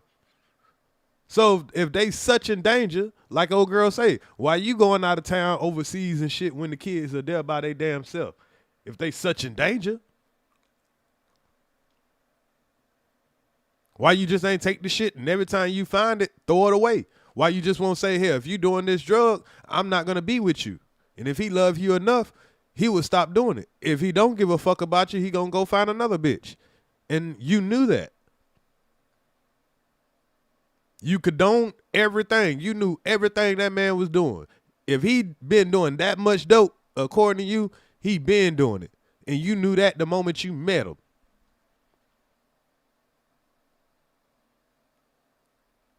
So you need to cut the bullshit. Y'all can kiss my ass with that. You shouldn't close. Why are you laughing at someone's downfall? You should have been quiet. Bullshit. No one is laughing. This is about children. Y'all sounded like Trumpies with the Epstein files. Tell me, please, when is the right time to scream, I told you so? When your children are in danger? Get the fuck out of here with that bullshit. Now, I know a lot of people are wondering what happened with the other situation. Yeah, it definitely depends on his behavior. And I ain't talking about his behavior towards the woman. Shit, you ain't got to beat her. Get the fuck on. You choosing to be here. You wanted that damn ring. You want to go overseas. You want to live this luxury life where you ain't really got to work and all that shit like that. Those ain't your kids. If they was your kids, that might be different. You might be saying, hey, I want my family to stay together. I want to, you know what I'm saying, whatever. But you're trying to act like you care about this man's kids like he's a danger to his kids and you're not the mother to him. So he could have chose not to bring you in the household and shit. Are those kids still in danger? You didn't say they was in danger when this woman was saying that, and those are her kids, or at least one of them. So if you didn't feel like they were in danger when she was saying it, who is the mother, then you full of shit too.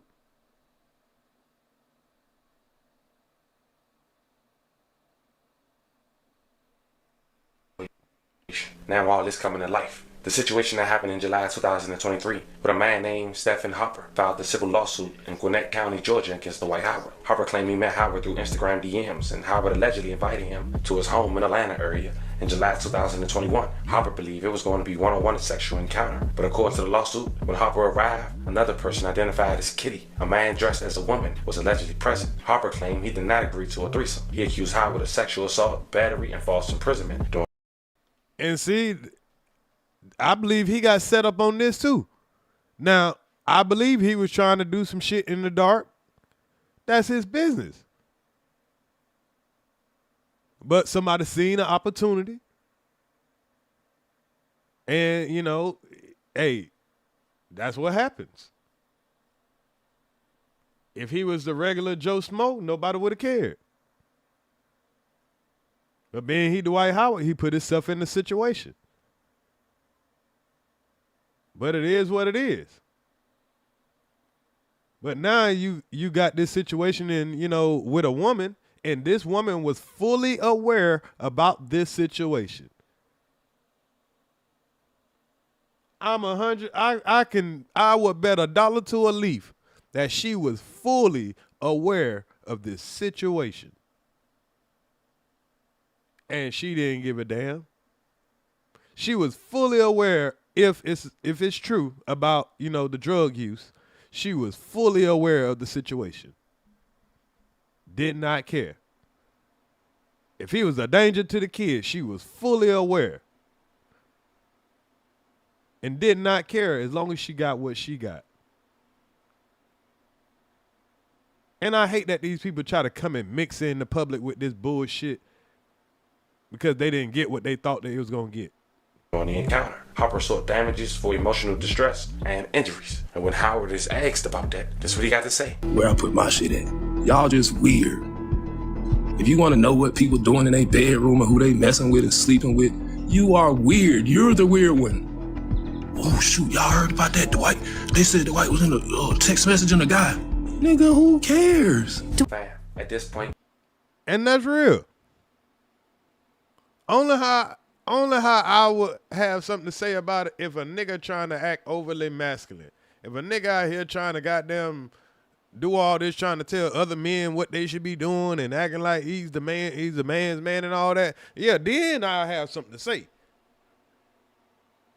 But if you say, hey, man, mind your goddamn business. I do what I do. I'm going to say, okay, my fault. Let me get the fuck out your business. And I can still respect you. That's your shit. That's what you do.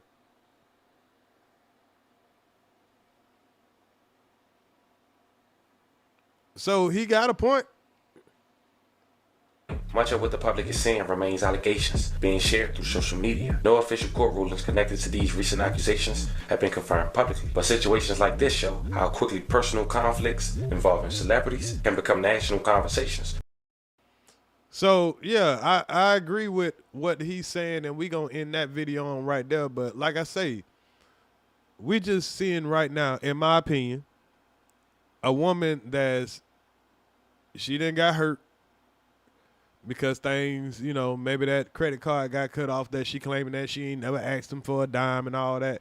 So she probably really needing a couple of dimes right now that, nigga, you can't ask her for shit now. I'm pretty sure he done, but, he done put himself in a situation by getting married. Because now you got a host of things that you about to have to go through to get a divorce.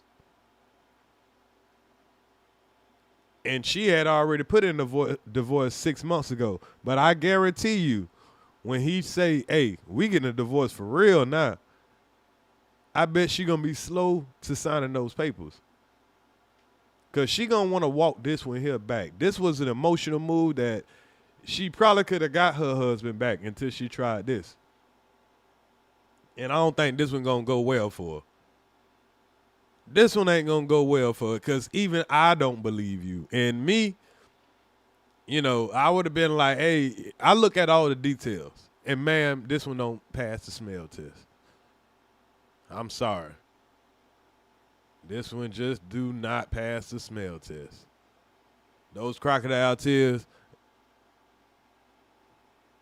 And I have to look around to see what we'll have to wait for a couple of months to see what the results is. But, man, after what that happened, that situation that happened to him with the boy trying to sue him, I don't think it's nothing too much more you can be shocked of hearing about Dwight. We still think he's a great basketball player. Now, if you would have said he touched a kid or beat a kid or something like that, now that would have been very damning. But to say that he like a little sugar booger, so what? Whatever that man choice of drug is, so the fuck what? And it looked like you was enjoying it right along with him. He's retired, ain't it? Isn't Dwight retired? If he's retired, if that man want to goddamn use his millions of dollars and get him a little sugar booger, so the fuck what? Long as he ain't abusing his kids, long as he ain't goddamn, you know, touching them the wrong way, he's still raising his kids. I respect him more for having his kids in his household. So get the fuck out of here with that bullshit. And like I say, you seen everything he was doing before you became his wife, and it ain't take you but 6 months be around here with the fuck shit all on social media, trying to goddamn, you know, he should have known better when you was a social media personality, influencer. You gotta know what that's gonna bring. So if there's any fault to it, Dwight Howard, I think you'll crash out for continuously locking yourself to these type of women. You was on top of the world and you want to goddamn you lock yourself to a damn cheerleader. I ain't saying it's wrong to be smashing the cheerleaders, but I mean, you got yourself in one situation there. Now you're dealing with this person right here. I don't know who she is. She's probably famous. You probably seen her and fell in love with her personality because she knows who you are. But it is what it is, man. You can't just, you know, we just looking on the outside end. Like I say, it ain't content until they come on the internet with the shit, and then they tell us that we should be minding our business. That'd be amazing. But anyway, man, let's get to our next story, man. Shout out to the chat. Y'all make sure y'all hit the like button. Share the content, share the content, share the content. So the next video we're going to get into, let me get this out the screen. Get this heifer off the screen. Oh, he not retired? He's still trying to come back? Okay. I ain't know if he was trying to come back. He was retired, you know, whatever it is. But, I mean, the man ain't never failed no drug test. So, unless you going to show me a drug test he failed or something like that, you know, I ain't really hearing it. What's good, Carl Belton? Salute to the tradesman. So, all right, y'all. So, let's get into the next video. Shout out to the chat. Make sure you hit the like button. Make sure you hit the share button.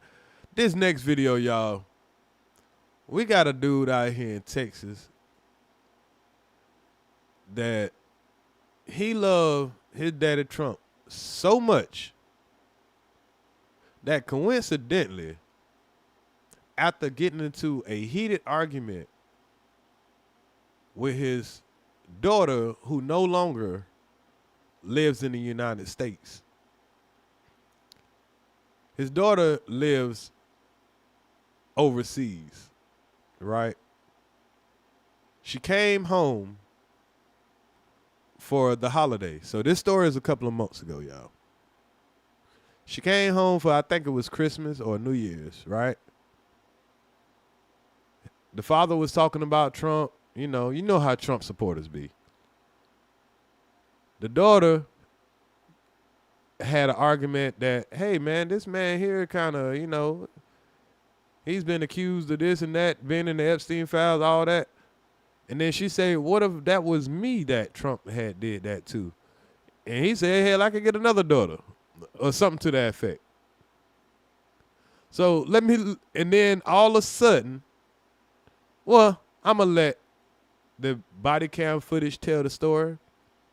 And then I'm going to let a person who reported the story from the news report, the New York Post, tell the story.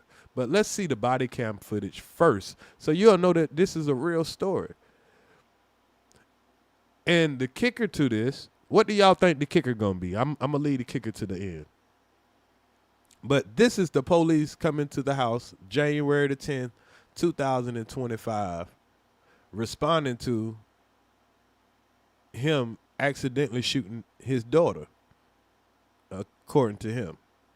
No. So what's that? No, so she was just about to go to the airport. Who is she to y'all? That's our daughter. Okay. It's my daughter. Okay. And we were. And he got a British accent. He has an English accent. Like, are you sure you a resident here, I mean, shit, might need to deport your motherfucking ass. Getting ready to go to the airport and we were talking about guns, and she said, "You got a gun?" I said, "Yes." I got it out and it just went off as she stood there. Like, as I pulled it out, it went off. Okay. How does that happen, y'all? Do guns just go off when you grab it? I've never grabbed a gun and it just went off. Even if I got like one in the chamber, you gotta kind of squeeze the trigger. You know what I mean? Gotta put like a couple of pounds of pressure on the trigger. How many pounds of pressure you gotta put on the trigger?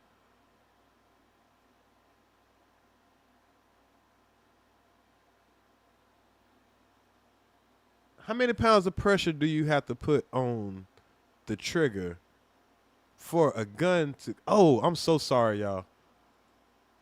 I'm messing up my damn screen, y'all. I forgot to fucking put it on the damn, on the screen. I'm so sorry, y'all. I'm tripping. Let me play this back. Let me start over. Damn, that's not going to be good for my clip up. So, all right, let's start over, y'all.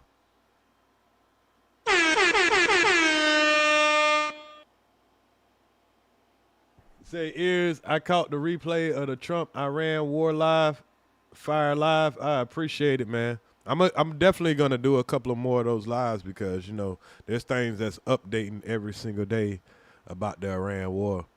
So that's going to be a continuous thing until, even after it's over, the results and, you know, the aftermath of it. So anyway, so y'all, let me reset right here because I kind of fucked up. I didn't have the picture of the video on the screen. So let me reintroduce this. So we got a Texas father here. His daughter lives in the UK. She came over, I believe, for the holidays because this is January the 10th, 2025. They were having a discussion about politics. Now, he's not mentioning that right now, but the reports are saying that they had a discussion about politics. He's a Trump supporter. So during the discussions, they talked about, you know, things in the area of if something happened to her, like what Trump's been accused of, would he be okay with that? And he said some things that a father probably would never want to say to their daughter unless you just ain't shit. Now, as she was about to get ready to go to the airport, they were getting ready to go, and he invited her to come see his gun. And during that invitation of coming to see the gun, he pulls out the gun, and the gun mysteriously shoots her because he had it pointing at her. Conveniently. And this is also conveniently after he had a couple of drinks also. Conveniently. No. So what's that? No, so she was just about to go to the airport. Real quick, who is she to y'all? That's our daughter. Okay. It's my daughter. Okay. And we were getting ready to go to the airport and we were talking about guns, and she said, "You got a gun?" I said, "Yes." I got it out and it just went off as she stood there. Like, as I pulled it out, it went off. Okay. It must have been, obviously. Did you put the gun on the bed? I put it on the bed straight away, yeah. Where was it at? It was in the bedside cabinet. Okay, you have like a little, you just keep it in there? In a locked box. So it was in the bedside cabinet, in a lockbox, ready to go. Right? And like, if all citizens got this kind of respect and this type of explanation and all that stuff, because if you would have came to a black people house and somebody would have gave you this same story, they were like, "Oh, he accidentally shot this person." They were like, "Okay, for our safety, let us put you in handcuffs while you tell us the story." He get to tell his story, you know, outside of handcuffs. lockbox. Okay. And we took it out to look, and just as I picked it up, it went off. Okay. Ma'am, I'll have you step over here and we'll all come over here. Okay. Okay, so sorry. Are they involved? Can he go or somebody go? Yeah, we'll get it figured out. I got you. Yep. Here, let's just. I just want to. So if they have to come out, because there's like Because 9. they were about to go back to England, so she's not Well, even. she's not going now. Okay. He said she's not going now. It's okay. I don't know. If you accidentally shot your daughter, would this be the response? I probably wouldn't be able to breathe if it was a real accident. If it was a real accident, I probably wouldn't be able to even, I would probably be traumatized right now. Me as a big bad man, me as this strong man, that would, my baby girl, I don't even have a daughter. But I've had relationships where I've had stepdaughters, I got nieces, you know, I know the feel of, I know the love of having somebody that you love unconditionally. And if I shot anybody on accident that I love unconditionally, I would probably have waterfalls right now. Non-controllable, have hard to talk, all of that shit. That's just me. Maybe I'm just a bitch ass nigga. I don't know. Yeah, I would. Niggas would have to. They would have had to took me to a sane asylum to get my story. 'Cause I don't know. I wouldn't like. I would be over here like a little baby right now. I ain't lying. If I know I truly accidentally just did some shit like that. This is her boyfriend. Okay, boyfriend.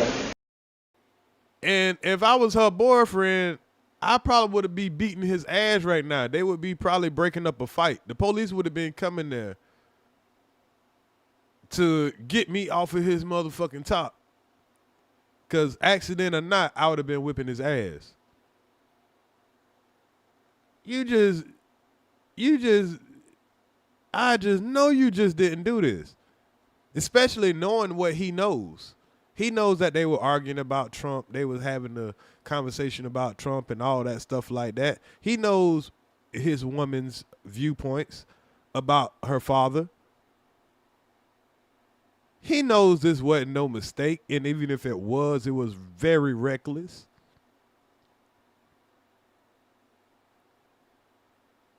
Man, ain't no damn way. Okay. Baylor What's good, Purple Heart? Scott White, please here and making me all pretty. Yep, we got it. More than likely, honestly, she's probably going to go to plaintiff. Based on the injury. It'll be THR plaintiff. Okay. More than likely. I'll tell you here shortly. Do you know if she's bleeding or? I'm not 100% sure. Okay. So. Yeah, you better hope she ain't. You better hope she ain't alive, because she probably going to tell the real truth. Only person probably know the real truth is her. Okay. Hey, Lucy, can somebody come in?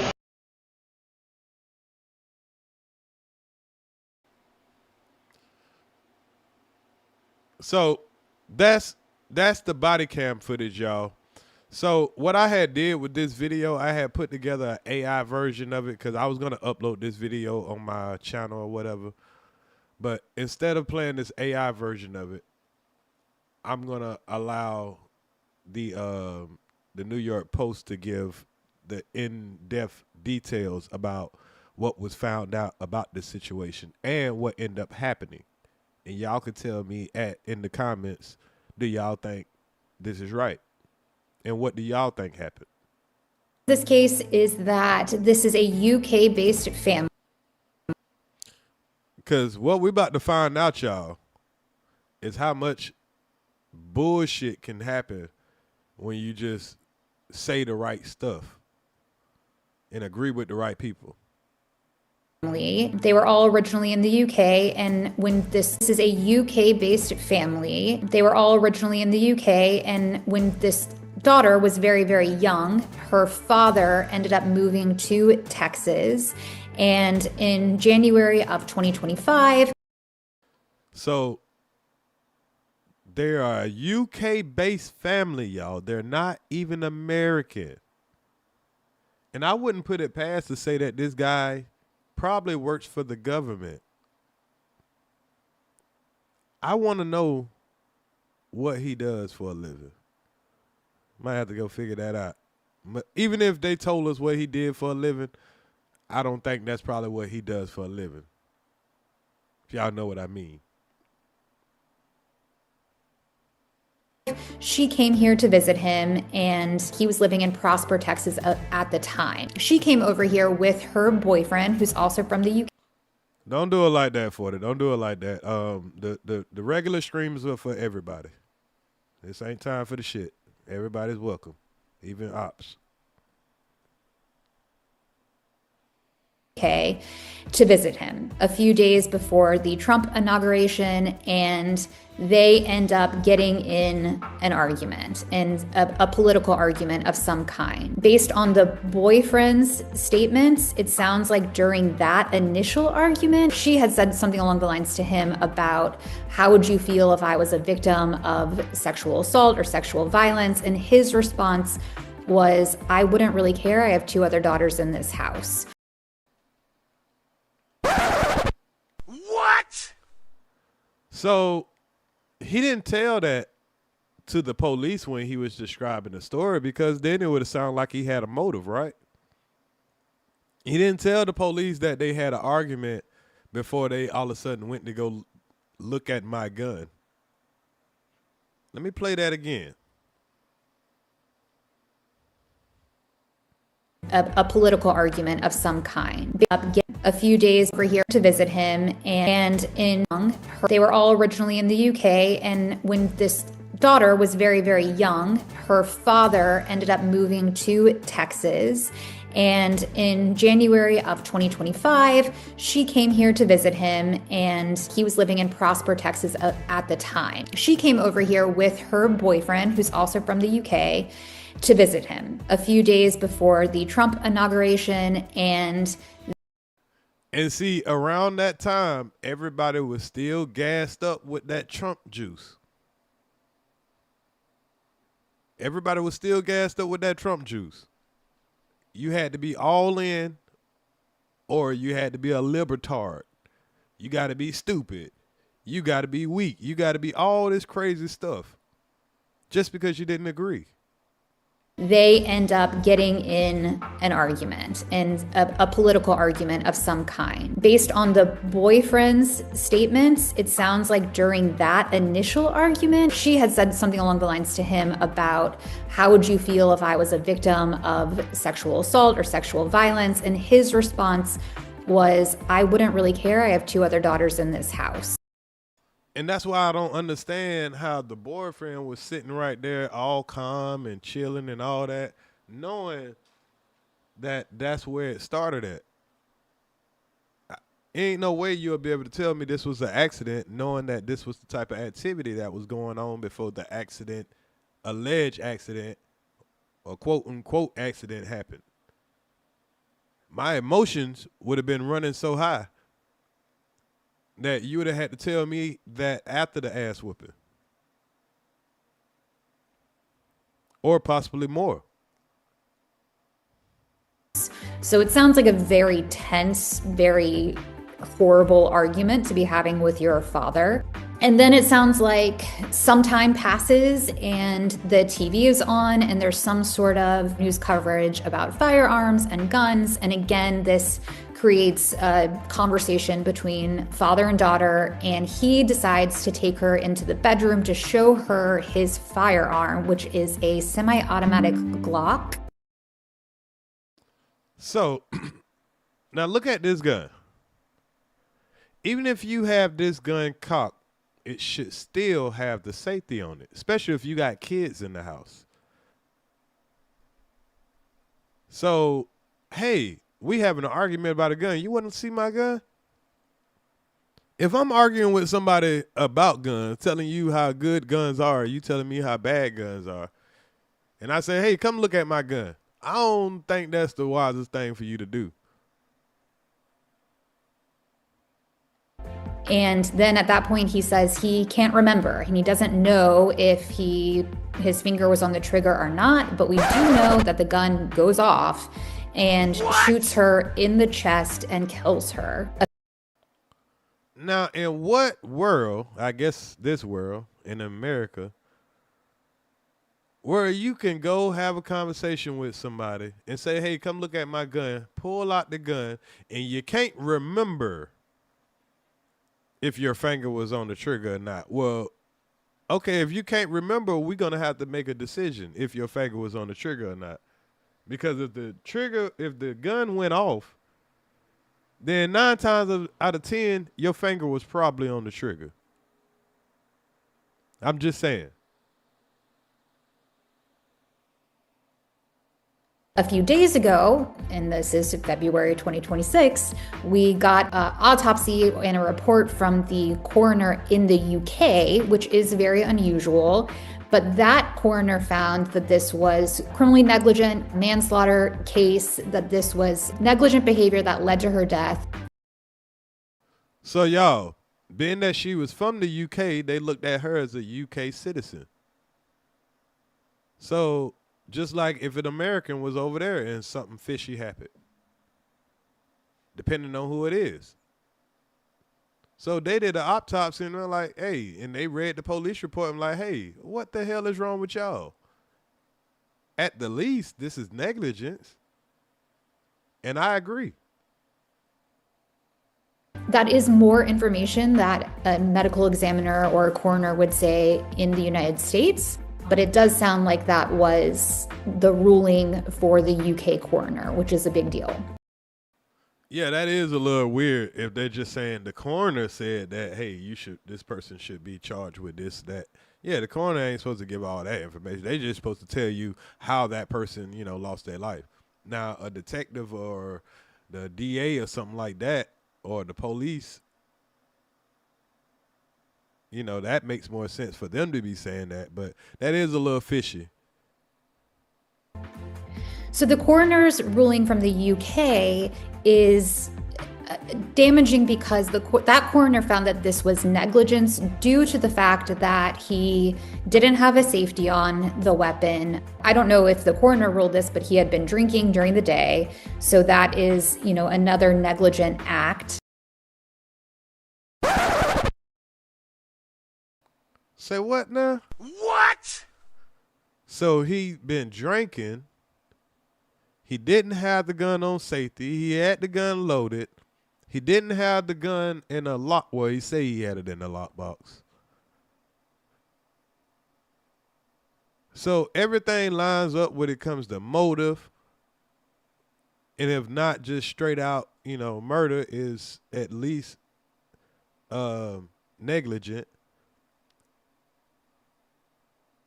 And then to be holding a firearm. And he didn't even check for bullets in the weapon before clearly pointing it at his daughter. That's the basis for the coroner finding that there was negligence in this particular case. However, that is a UK coroner, so that has no bearing on what has happened in Texas or what was presented to the grand jury or anything that's right, because ain't no southern state about to give a damn what they say in no damn UK.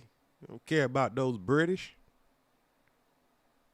Mind your business. That's how they feel about it. Happened so far. So the unusual aspects of this case, there's honestly quite a few. One of the biggest ones is the fact that this is a man that struggled with alcohol throughout his life. Now, of course, they would say that, if they're trying to paint him a certain type of way. But I kind of believe it. He looks like a guy that, drinks a lot. Just in my opinion. He had been to rehab previously. On the day of the shooting, he admits that he had had 17 ounces of white wine. 17 ounces of white wine, that's a good bit. Because I know like a 16-ounce bottle, that's like what, a Coke bottle? So if you drunk that much of wine, you might be a little tipsy. And it is illegal to handle a firearm under the influence. You don't get the same rights of having a firearm when you're under the influence. So there's a lot of weird things about this. When this actually occurs, so I think it's safe to say there was possibly some sort of intoxication. The officer does say that he smelled alcohol on his breath. So why didn't the officer do his damn job? Because his job would have been, okay, here's somebody that unalived somebody, and they smell like they're under the influence. They've admitted that they've had a couple of drinks. They admitted that they, actually shot the person. I'm pretty sure the officer asked, hey, was the safety on? Did you have your finger on the trigger? Oh, I don't remember. Those are all the causes to arrest this man. And look, we have two very different decisions from two different countries. We have our country and we have a very conservative state finding that there wasn't even probable cause to indict him for manslaughter. And then we have a coroner from the UK saying this is clearly criminal negligence. And those are two very different outcomes with also two cultures that have very different beliefs about guns. So I think the reason he essentially is getting away with it is. Yeah, I do want to know how he's getting away with that, even though there's two cultures, because, of course, in the UK, I don't even think they allow you to have a gun. That's why they always show in the movies, the jokers always stabbing each other. Only the police, I think, are allowed to have guns, and I don't even think they have guns like that. And then a state like Texas is similar to Florida where guns are law. Yeah, you got to have a gun. It's almost illegal not to have a gun. That's how they feel about it. Unless you're a nigga. I mean, then, yeah. Or a felon. And even they seem like they okay with them having them. It's symptomatic of a very conservative state in a very conservative county that chose not to indict him. And I think our political climate is something we need to think about and when addressing and looking at this case, and the fact that that is crazy. In this particular county, in this particular state, the DA, I wonder if he knows them DAs. They need to check the neighborhood and see if the DA lives around the corner from him. They go to church together or something. Because that's very strange. That behind the political, aspect of it, and that he just happened to, not, we don't see nothing wrong here.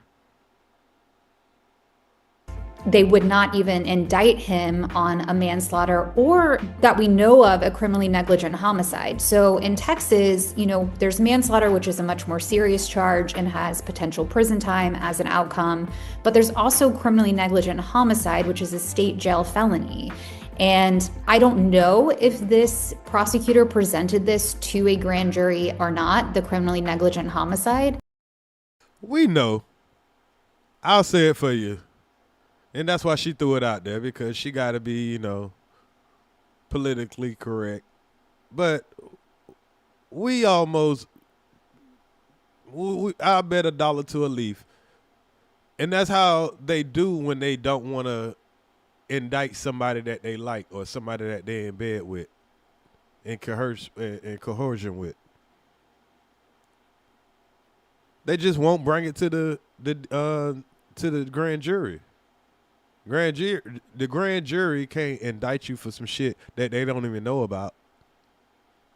You'll bring them the stuff that you know damn well they ain't gonna indict you for, and act like you forgot about the other stuff, and nobody will ever know.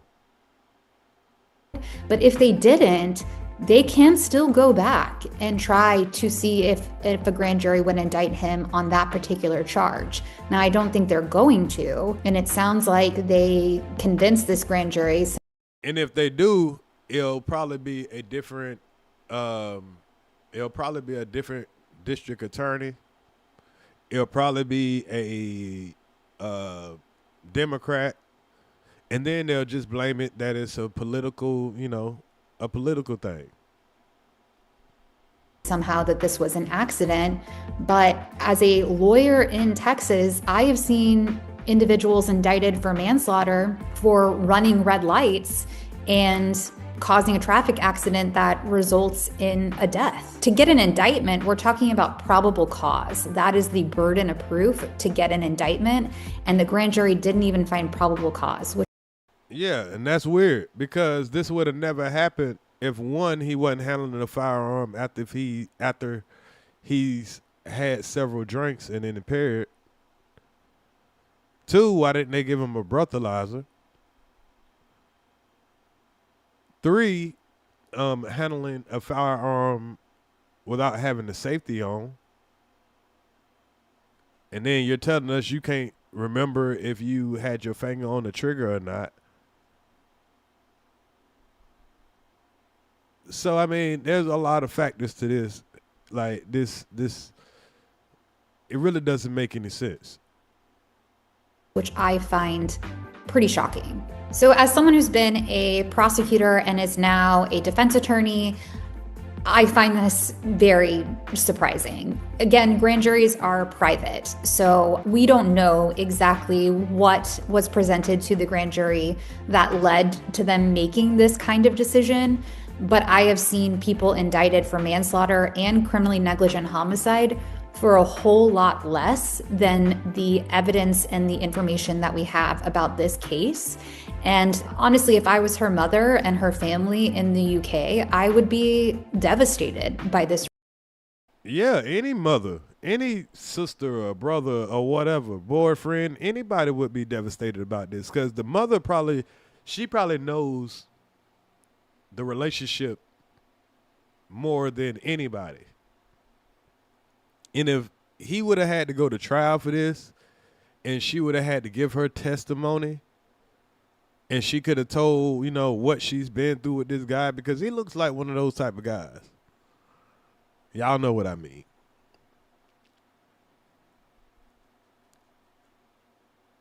It would have been damning for him if the boyfriend would have came up there and got on the stand and told his relationship with the woman as a character witness and, the things she told him about the relationship and all that. I don't know if that would have made it in court because they would have said that's hearsay. But it would have been damning for him. I don't think 12 people could have set up in a jury pool and not say this is not at the least negligent. Result that there's no accountability being taken here, and there's no accountability for this man. Adjourned. A father. So that's what we found out, what happened or whatever. I ain't got to go into too much of this. I had seen this on several stories or whatever, because when I see a story, I like to, especially when it's a story that bogus, that crazy, that outlandish, and not see that type of justice being given. I like to make sure that story is 100% right before I start talking about it, because there's so much AI out here. You got to make sure all the details are the same, see how it's been reported or whatever, and, just see it for what it is. So with that being said, our final segment of this show is going to be about a situation that we all are kind of familiar with. And one of them we haven't covered yet, but one of them we have. And the one that we did cover was the body cam footage of Sha'Carri Richardson, the track star. And I believe we covered the one where she was in the airport hotel and she had the, back and forth with her boyfriend. Well, more of a fourth, because he didn't go back and she ended up going to jail. And then there's another situation where she was driving over 100 miles per hour down here in the greater Orlando area. And that's a no-no in Florida, period. You get caught, and I believe in Georgia also.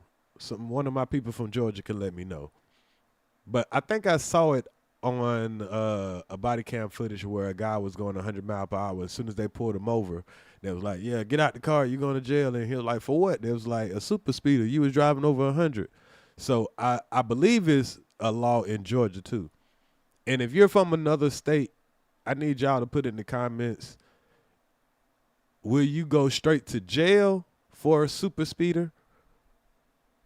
Or will you just get a ticket? And the super speeders, I think, in some states, I think it's over 100.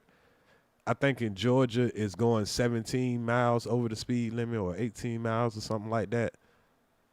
But I know in some places, if you get caught going over 100, you going to jail, especially down south. So, I just want to show y'all the difference of how police treat people in certain states and how they treat people in Florida. Now, this might not have anything to do with her race, but I believe it was just because it's in Florida, but I just don't know if they would have treated everybody like this, but you would never know because Vince McMahon, he had a situation where there was a Connecticut state trooper behind him, and he spotted Vince McMahon's Bentley doing 115 miles per hour. 115 miles per hour, and he actually hit somebody.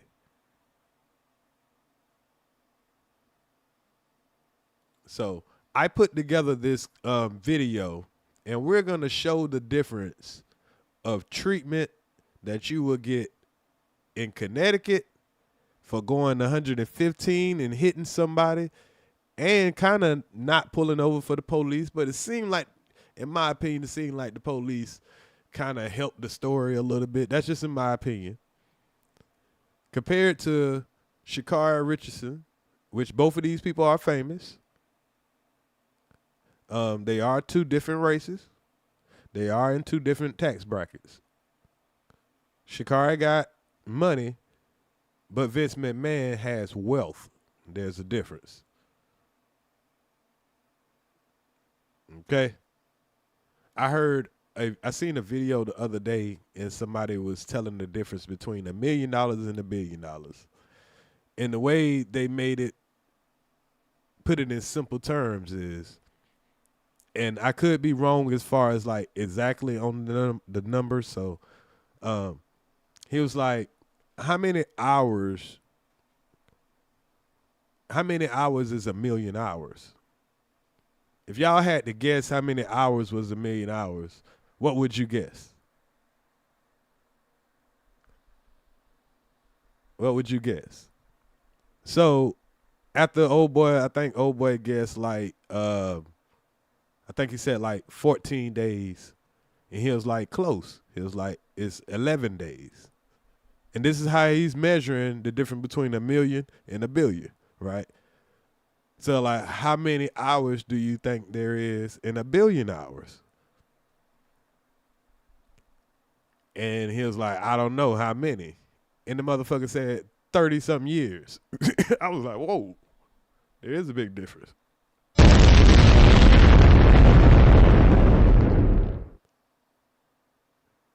Yeah, that much of a difference. That's, you know what I'm saying? That's the same difference from 1 million and you got $10. You got a long way to go. Different tax bracket. Different type of power. But there's a lot of things that could have been the difference in the treatment. It's pretty much my bottom line. But it could have just been the states. Connecticut. If she was in Connecticut doing 115, rear end somebody, probably would have been okay. They got a ticket, go home. If Vince McMahon was in Florida and he was going 115, rear end somebody, he could have went to jail. So it could be just the states. It could be the racial difference. You know, could be. I wouldn't. Hey, you know, if she was up there in Connecticut, hell, they probably, you know, more easy on the Negroes. But down here in the South, you get what I'm saying? And same thing with Vince McMahon. He could have been down here and they were like, boy, we don't care who you is. You're Vince McMahon, Steve McMahon. You're going to jail, boy. Yeah, you're going to have to pay us, McMahon. You know what I'm saying?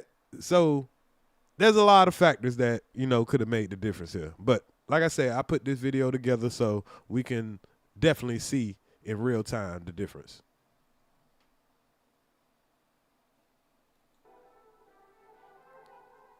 So this Vince McMahon right here, y'all.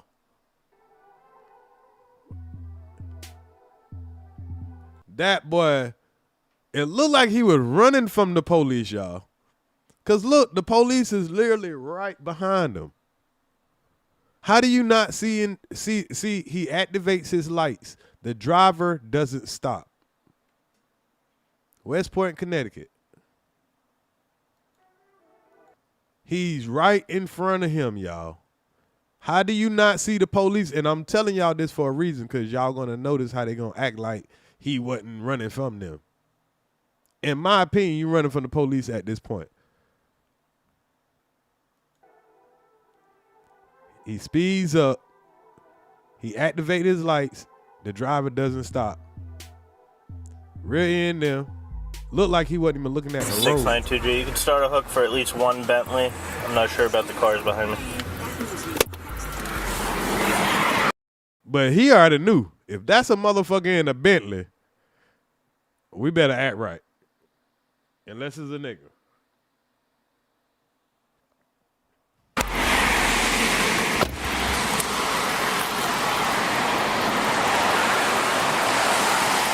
Just stay in the car. Do you need an ambulance? No, I don't. All right.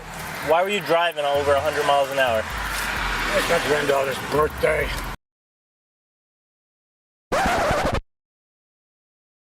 What? What? You were driving 115 miles an hour because it was your granddaughter's birthday?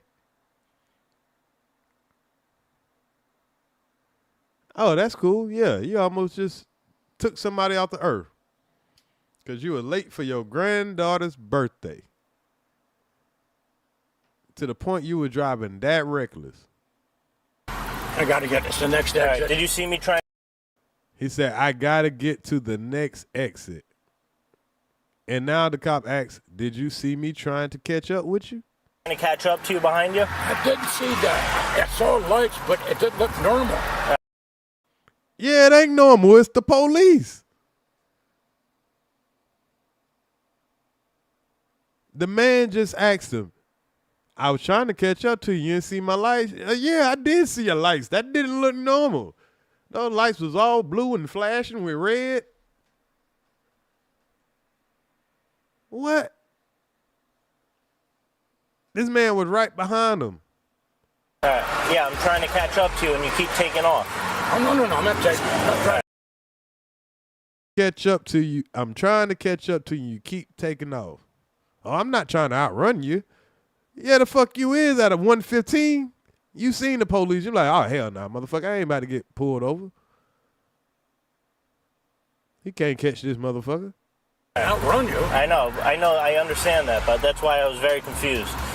Right? Because it wasn't like you were running. It was just like you almost hit, I think, 115 miles an hour. All right, and then you just... Now, do that make sense? When have the police ever told you, it don't look like you was running, it was only going like 115? Yeah. I was right behind you. Well, you know, you took off, but you didn't take off.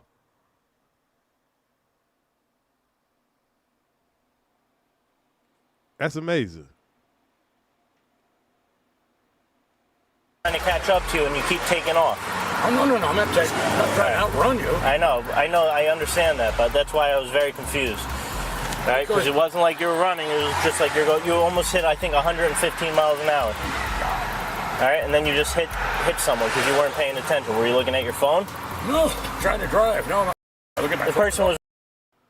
He said, no, I'm trying to drive. I wasn't looking at my phone. I just ran straight into the motherfucker. I was trying to drive. This how he was trying to drive, y'all. Hold on, what it said? Let me make sure I got the 104 so we could come back. Look how he hit this person from the back, y'all.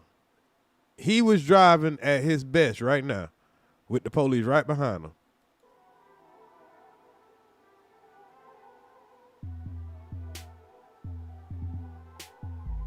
He saw the police behind him. That's why he had to get over in that lane.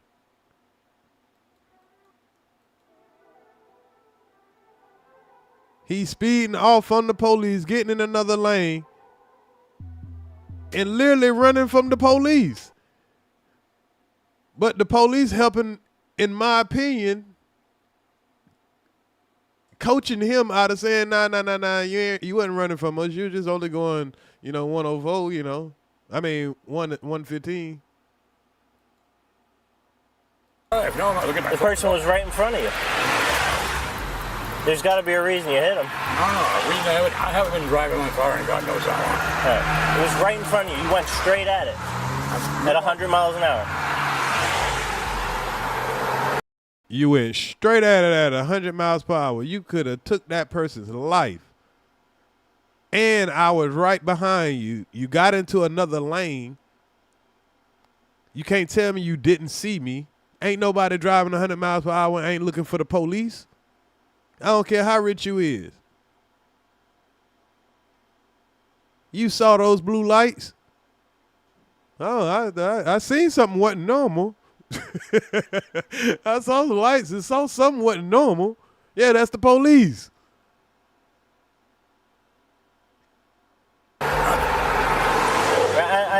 I'm just making sure you're not having a medical condition or anything.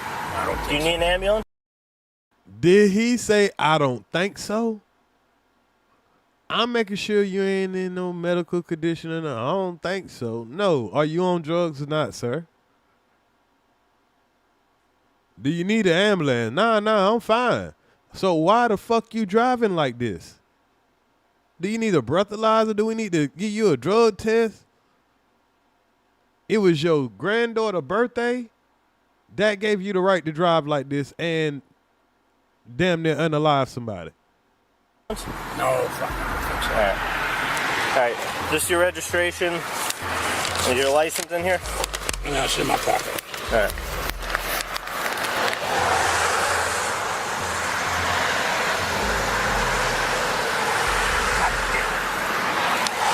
Stupid fucking fool.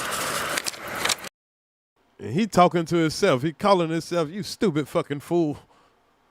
God damn it. Why would you do something like this? It's the man that, CEO of a... I mean, I ain't got to explain to y'all.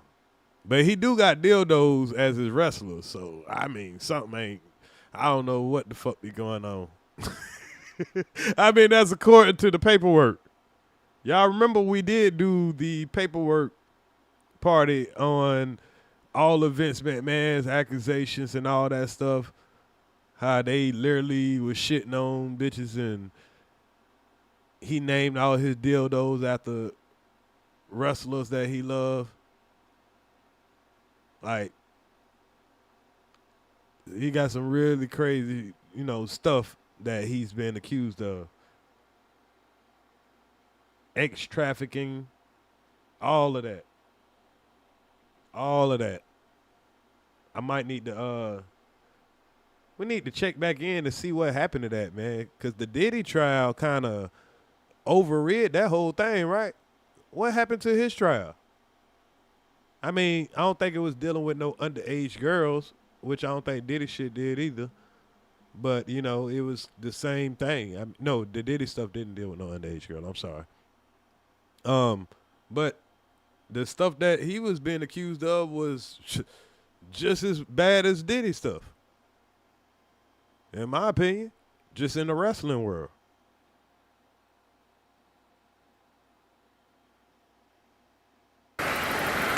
haven't driven this car quite some time.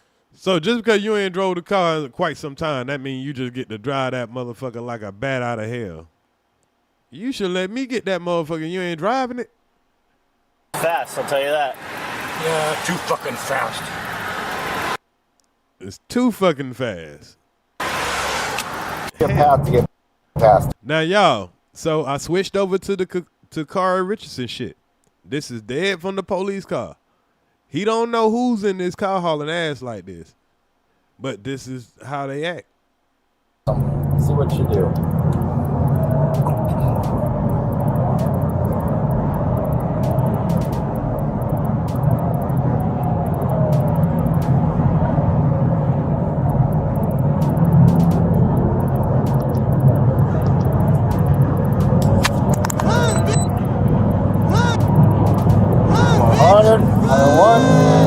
Passing the car at 101, 103, 104. County motor 50, copy 1050. Gonna be 429 northbound at Stony Brook, Florida tag. On a gray Aston Martin, unknown occupants. I mean, she ain't in no hole now. She in the Aston Martin. Shit. You know what I mean? Shit. They know it's somebody with some bread.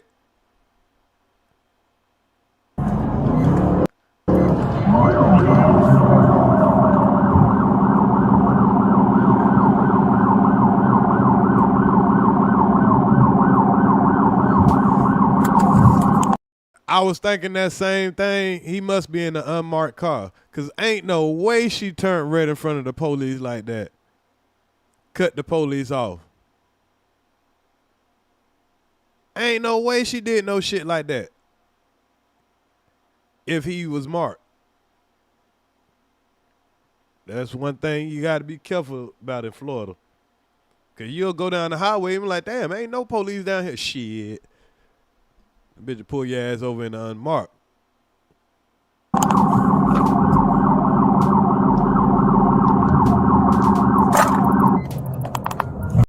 And see, she ain't too far from where I stay, so I know around there what's going on. The speed limit ain't nothing but like, I think like 55, 60 any damn way.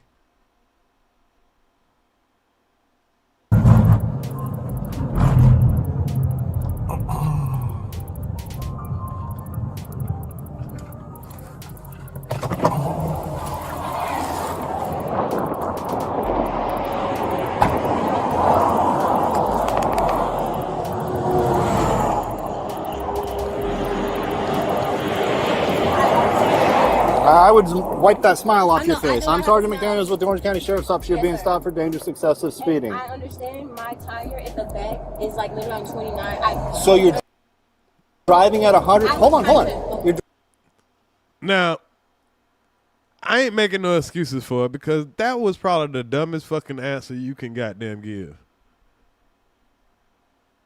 But it was just as dumb when we just heard Vince McMahon say, I was trying to catch my granddaughter's birthday. Not a party. It's my granddaughter's birthday. That's what he said. But you see how the officer just took that answer and rolled with it? He ain't questioned it. He just let it go. He ain't come to the car with the shit like, I wipe that smirk off your face.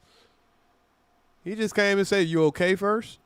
Well, he was, you know what I'm saying, he had some damage first, so that is the proper thing to do. See if you're okay first. Even if it was, but I believe if it was somebody different, they probably would have came aggressive because they would have thought that they was running from the police. Now, the first thing that she has on her side is she wasn't running from the police. It looked like he was running from the police, in my opinion. And the excuse she just made up, it makes no sense, so he's going to question that excuse. So I'm wondering why that Connecticut cop didn't question the recklessness. I'm Sergeant McDaniels with the Orange County Sheriff's Office. You're being stopped for dangerous excessive speeding. I understand my tire at the back is like literally on 29. So you're driving at 100. Hold on. You're driving at 104 miles an hour in a 65 mile an hour zone with subpar equipment, flashing people to get out of your lights, out of your lane, following too close, using every lane to pass everybody, cutting me off, passing a car on the inside shoulder with their hazard lights on. You're going to jail for dangerous excessive speeding. I'm so sorry. All right, let's let's get him to your car. Okay. We'll wait for the information. Once we give you the information, you guys can take off. Okay. All right. Thank you very much. So you can hop out. You're gonna go back to his car. What was that? Anyone hurt? No one's hurt. No one's hurt. Can I pull right over here so he doesn't? Yeah. That's fine. He's gonna bring it a little closer to you, sir. So they done brought the tow truck. They had the tow truck already ready on en route, which they should have. No. And the man admit he's not hurt or nothing like that. So they can't say, "Oh, we're just worried about his health and all that." No one's hurt. He ain't hurt. So now let's get to the adult stuff. You ain't under the influence. You were just being reckless. 115, that is dangerous. And by the grace of God, that woman didn't fly off and, and it could have been worse. Oh, yeah, luckily no one's hurt. Tell me you want me to get out? Yeah, he's going to bring the car a little closer. Okay, all right. And you don't need an ambulance or anything? You're not hurt? All right. Maybe tomorrow you'll be a little sore. Yeah, probably. Yes, airbag deployed. That shows you the impact. The side airbags and the airbag in the steering wheel. All right, I can get you. You can go to his car now. You need anything else from inside? You're good?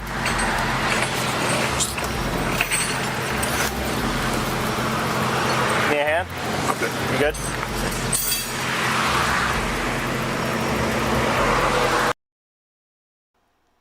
Look at him. You can tell he a fan. You don't go jogging around on every motherfucking goddamn accident. And where the fuck y'all come from anyway? I think this is people. So I guess that's probably why he jogging. It might be his assistant or something. He trying to make sure get the boss out of here fast.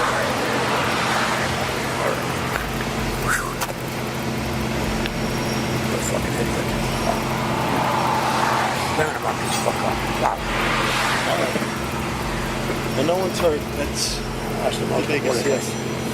I did not mean to do that. My phone, I didn't even know my car was speeding. That's why. Say what?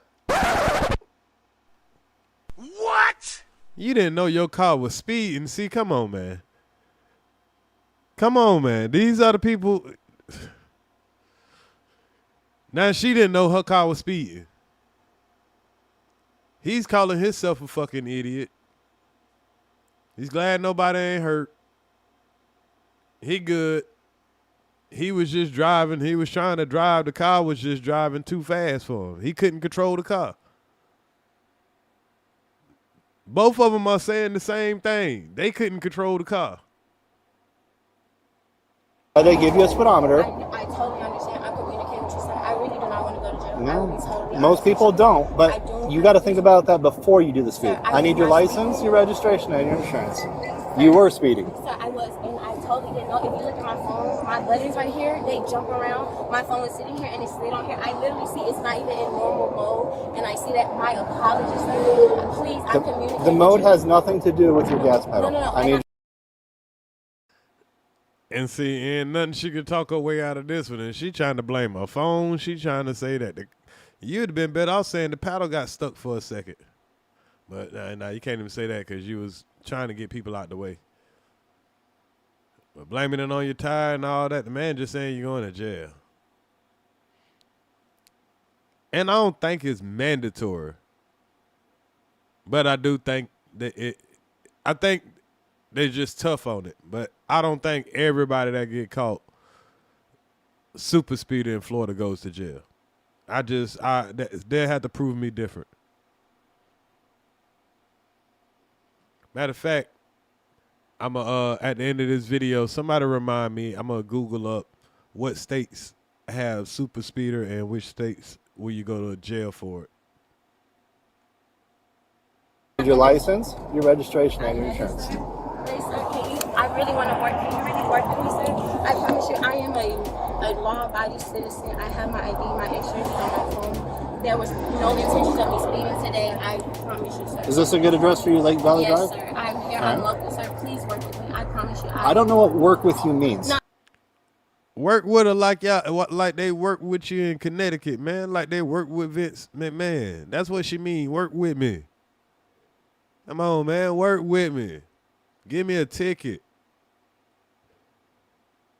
Dang, I know you're like, give me a break.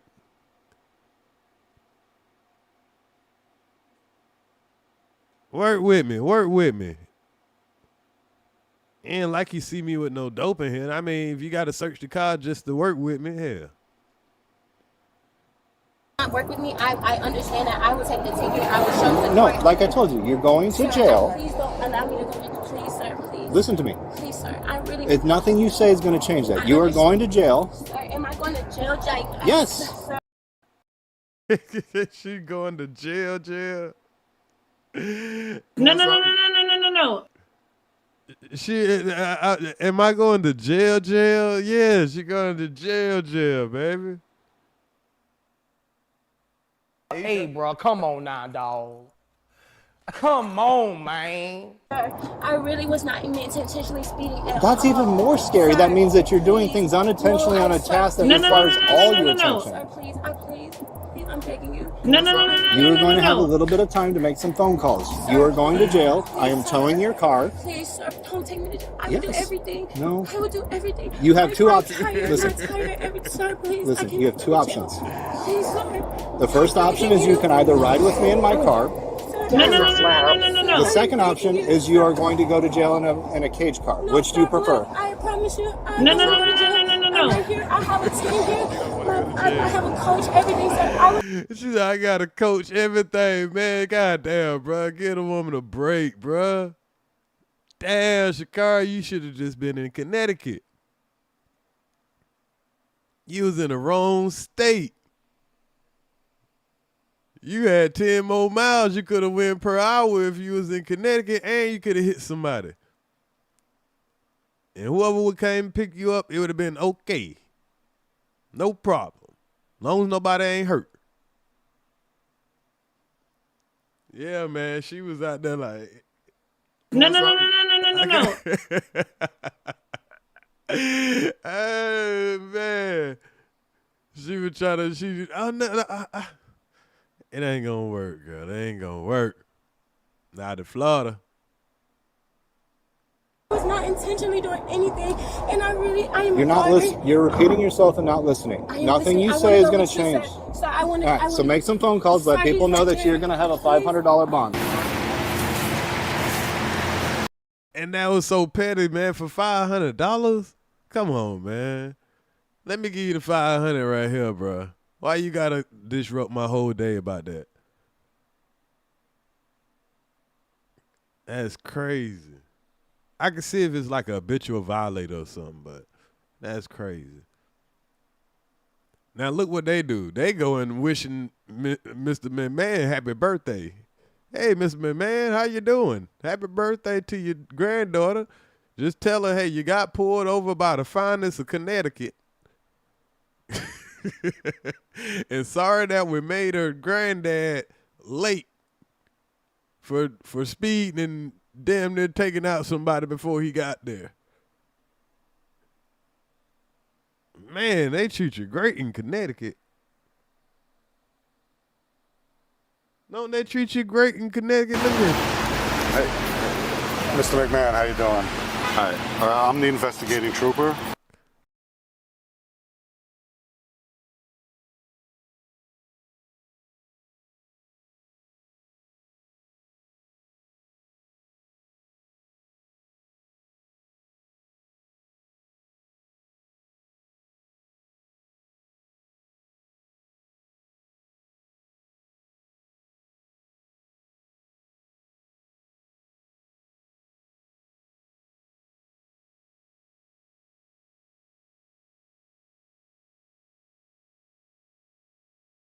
Ah, shit. My fault, y'all.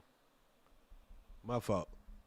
But, yeah, they telling my boy happy birthday to his daughter and everything. I would rather be in Connecticut than to be in Florida. Because this how they treat you in Connecticut. Yeah, this how they treat their human beings in Connecticut. I don't know why they don't do this in Florida. You go 115 in Connecticut, they give you a happy birthday to your granddaughter and all that stuff. Hey, Mr. McMahon, how you doing? Hi. I'm the investigating trooper. Okay. So, how you doing? I know who you are. I know who you are. I know who you are. That's the handshake there. The investigating trooper. Okay. So, how you doing? I know who you are. Yeah. I know who you are. That tells you everything right there. They ain't know who Sha'Carri was. Even if they did, there's a difference between rich and wealth. Hey, Mr. McMahon, how you doing? Hi. I'm the investigating trooper. Okay. So, how you doing? I know who you are. So. Can you send out that Greenwich unit? So Trooper Robbins that was following in the unmarked vehicle said you were doing over 100 miles an hour. So he was in an unmarked vehicle. He said you were doing like 100 miles an hour. All right. No, he was doing 115. There's a difference. And then he trying to act like his officer could be wrong. Like, yeah, man, this nigga over here talking about you were doing over 100 miles an hour. Yeah, I know who you are. Yeah, sir. Yeah, I know who you are. Man, my officer, yeah, he's over there talking about you were doing over 100 miles an hour. I mean, I knew you had something where you needed to be, right? Yeah, okay, yeah. No, you need to be, with your daughter, your granddaughter, right? Yeah, fuck these people, right? Okay. But yeah.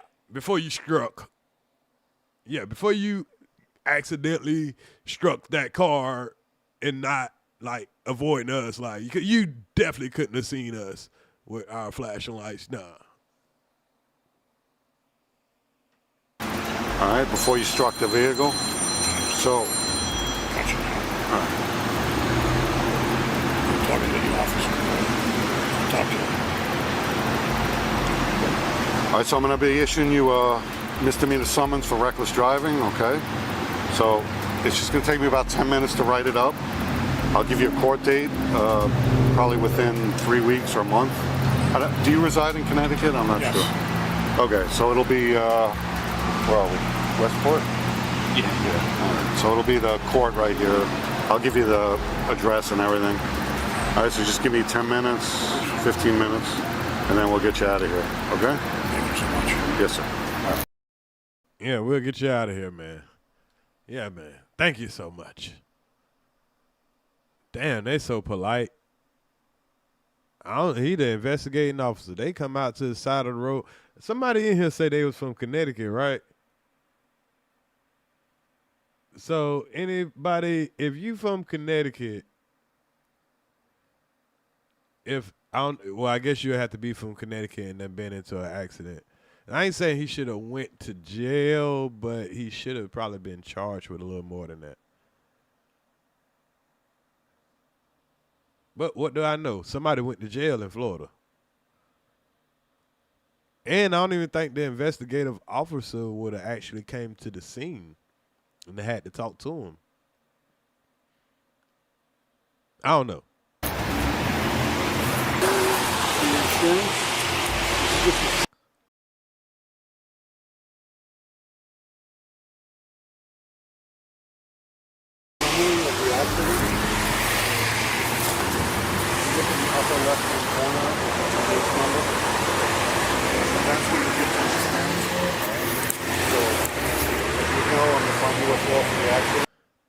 And see, this dude here, he just want to be able to have the chance just to see him.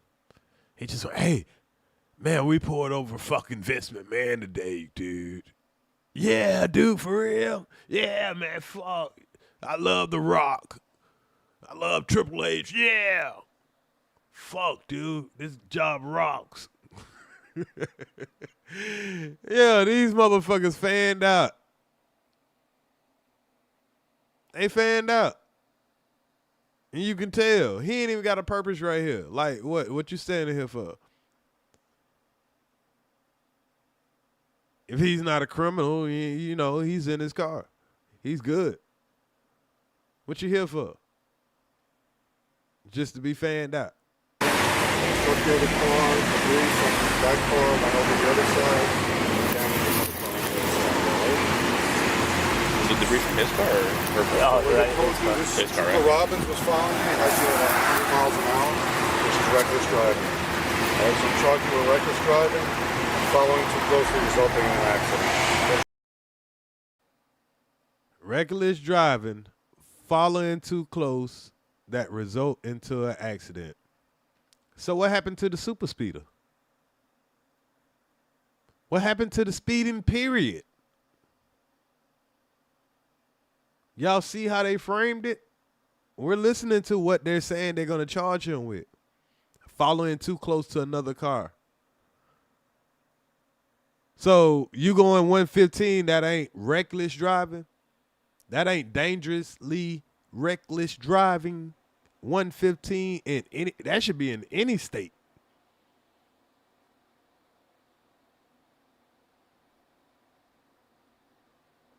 Yeah, the people he hit, I don't know if it's dumb or smart. I ain't gonna call them no name. But they came out talking about, yeah, we're fine. You know, we're okay. Then they found out it was Vince McMahon. And then she was like, dang, I guess I should have said my back hurt. And they were like, yeah, you're on camera now, man. She was like, nah, I'm just kidding. But they didn't realize who it was. And they all on camera talking, no, we're just fine. We're just fine. We good. We seen him. And well, we'll show it to you, then I'll react. But it's amazing though. Everybody's attitude changed when they find out who he was. Just striking the other car from the rear. So the court date is going to be. But as y'all can see, they ain't saying shit about no speeding.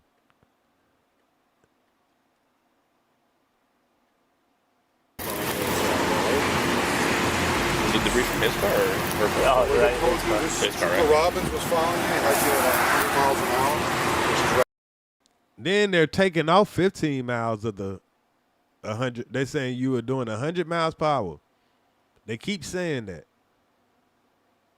So they're knocking off the 15 because that might be considered the super speeder if it's over 100. So I think they're capping it off so he won't have to face those type of charges of possibly dangerously driving. And this is just me assuming. We'll have to go look up the charges ourselves to see if they have a super speeder. So if that's the case, they don't have one at all. They don't have one at all. That will have to be a case. Or they're trying to take it down from 115 to 100 just to give him that lenient. And then they're not even giving him a speeding ticket. They're not giving him a speeding ticket. They're not giving him a hitting the motor vehicle ticket. I don't know if they got those up there. They had it in Ohio when this dude just hit me.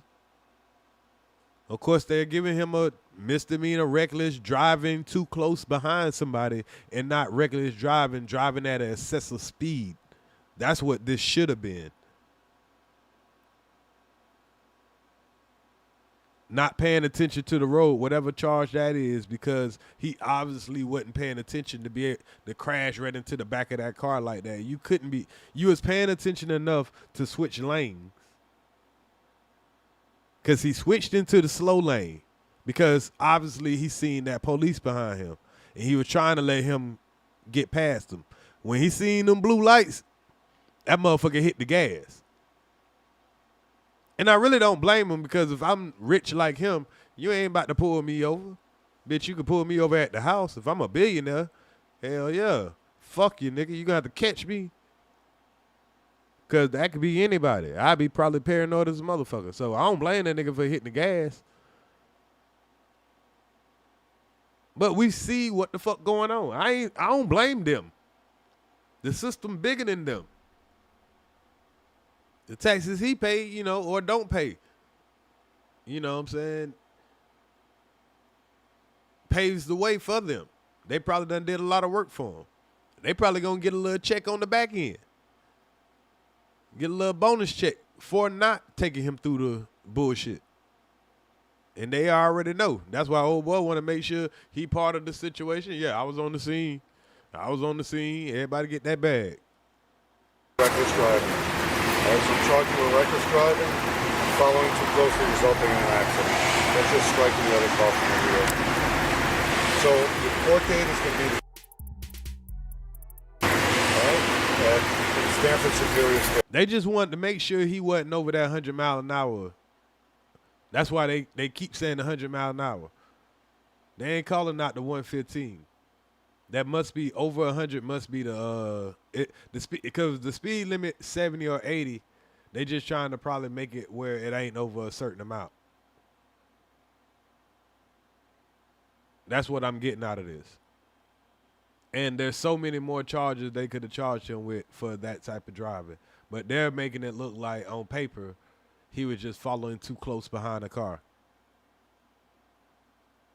Misdemeanor. That's 123.2. Is that date okay? If you have any problem, those. Is that date okay? Have a police officer ever asked you, hey, this day okay with you? Because we can change that motherfucker if you need to. I ain't never heard the police ask, was the day okay? Man, get the fuck out of here.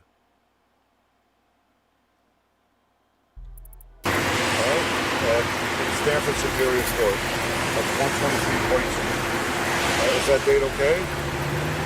If you have any problem, you can always call the court and change it. It's that day. Yeah, you want to check his schedule? You know, let me make sure I give you the right date. Hey, just check we know you way more busy. We know you way too busy to come on down here to our old funky ass court and all that shit. So that day okay with you? All right. Well, if you want to change it anytime, just call us, man. We'll change that motherfucker at the drop of a dime for you. 37. So this is just a court summons. This is just a court summons. You know, don't be scared. You know, hey, we ain't trying. We just making sure that you know we gonna make this as light as possible because we on camera. But you know, cool. You good, bro? Sign at the bottom. You're not saying you're guilty. You're saying you're gonna go to court.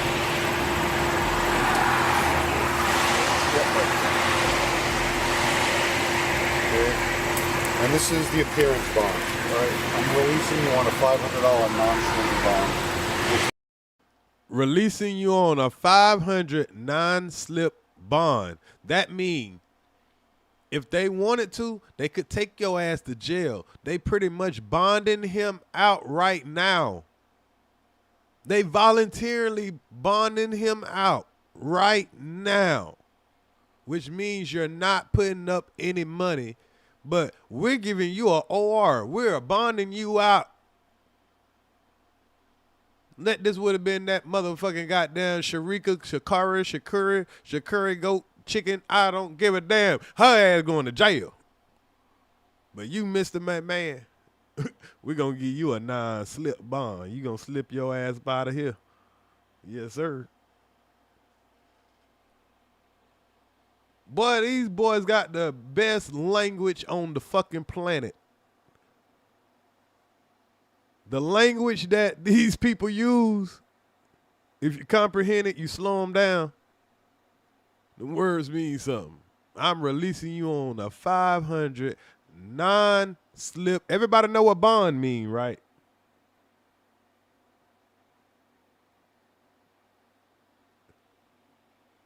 Everybody would know what bond mean. Non-slip. 500 non-slip. These boys brutal with it, boy. They quick with it too, boy. If you don't listen to them closely, they quick. Appearance bond, right? I'm releasing you on a $500 non-shooting bond, which means you're not putting up any money. Court summons copy, just bring that to court and we'll do a copy of this.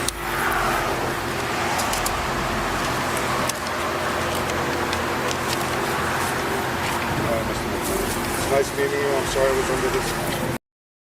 He said, nice meeting you. Oh, man. Ass kissing. Hey, man, can I get a part of your security detail? All right, Mr. McMahon. It's nice meeting you. I'm sorry I was under this circumstances. All right, just let the court know what happened. Yeah, just let the court know what happened. We got this, man. We let people like you go. Everybody's okay, yeah? I know. All right. Have a good day, sir. Nice to meet you. To meet you guys. Set of circumstances. And happy birthday to your granddaughter. He just had to have something to, and happy birthday to your granddaughter. Then he get to go home and tell his wife, hey, I told that guy happy birthday to his granddaughter. I told Vince McMahon that. Try to enjoy the rest of the day, right? Thank you. All right. Are you state police? Stay off the You're road. state police, so I thought you were one of the guys involved in this. No. Holy shit. Did somebody just smash you? I know, I saw it. I saw it. Oh my God, you saw the whole thing. I am fine, Is but anyone I'm injured? shaking. Is No. anyone else with you? My dog. All right. The dog Who's seems this fine. white car? See, she crazy. She should have stayed her ass in that car. I'd have been my neck and my back. This is the lady that, you know, Vince McMahon ran into. Now, look at from their standpoint. He was a helpful bystander. Yeah. Now, this is the witness and the actual person. This is how they look at it. But watch, in my opinion, how they kind of shape what actually happened. They're going to kind of tell them what happened. I started to walk down because I thought I saw you pulling. No, I was trying to catch up to him because he was going so fast. He was trying to pull away and leave it? No, he wasn't trying to leave. He was... Look at her. No, nigga. They saw him running from you. He was trying to get away. Nah, he wasn't trying to leave. He wasn't trying to leave. He was just trying to drive he was trying to drive way faster than me with my lights on. Nah, he wasn't trying to leave.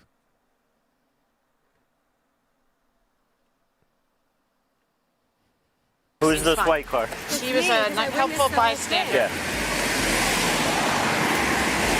I started to walk down because I thought I saw you pulling. No, I was trying to catch up to him because he was going so fast. He was trying to pull away and leave it? No, he wasn't trying to leave. He was just going fast in his fast car. All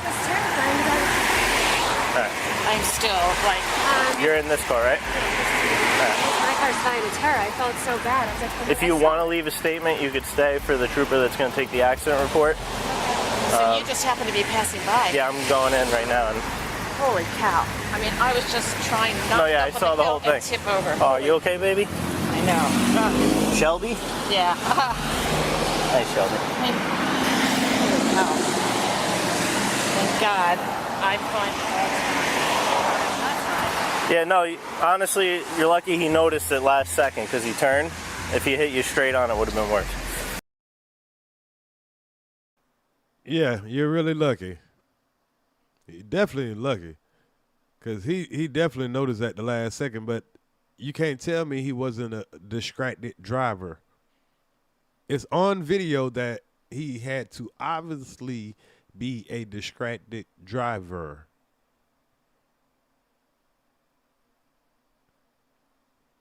You saw it. She saw it. The person that was driving probably saw him coming in the rear view. So, the other troopers are coming. I don't have a computer to do an accident report, but if you grab your license, registration, and insurance, if you decide to stay to leave a statement with that trooper, you'll just need your license. That's great. You saw the whole thing. The guy, she said he was weaving and racing with another He was just going very fast. Say what?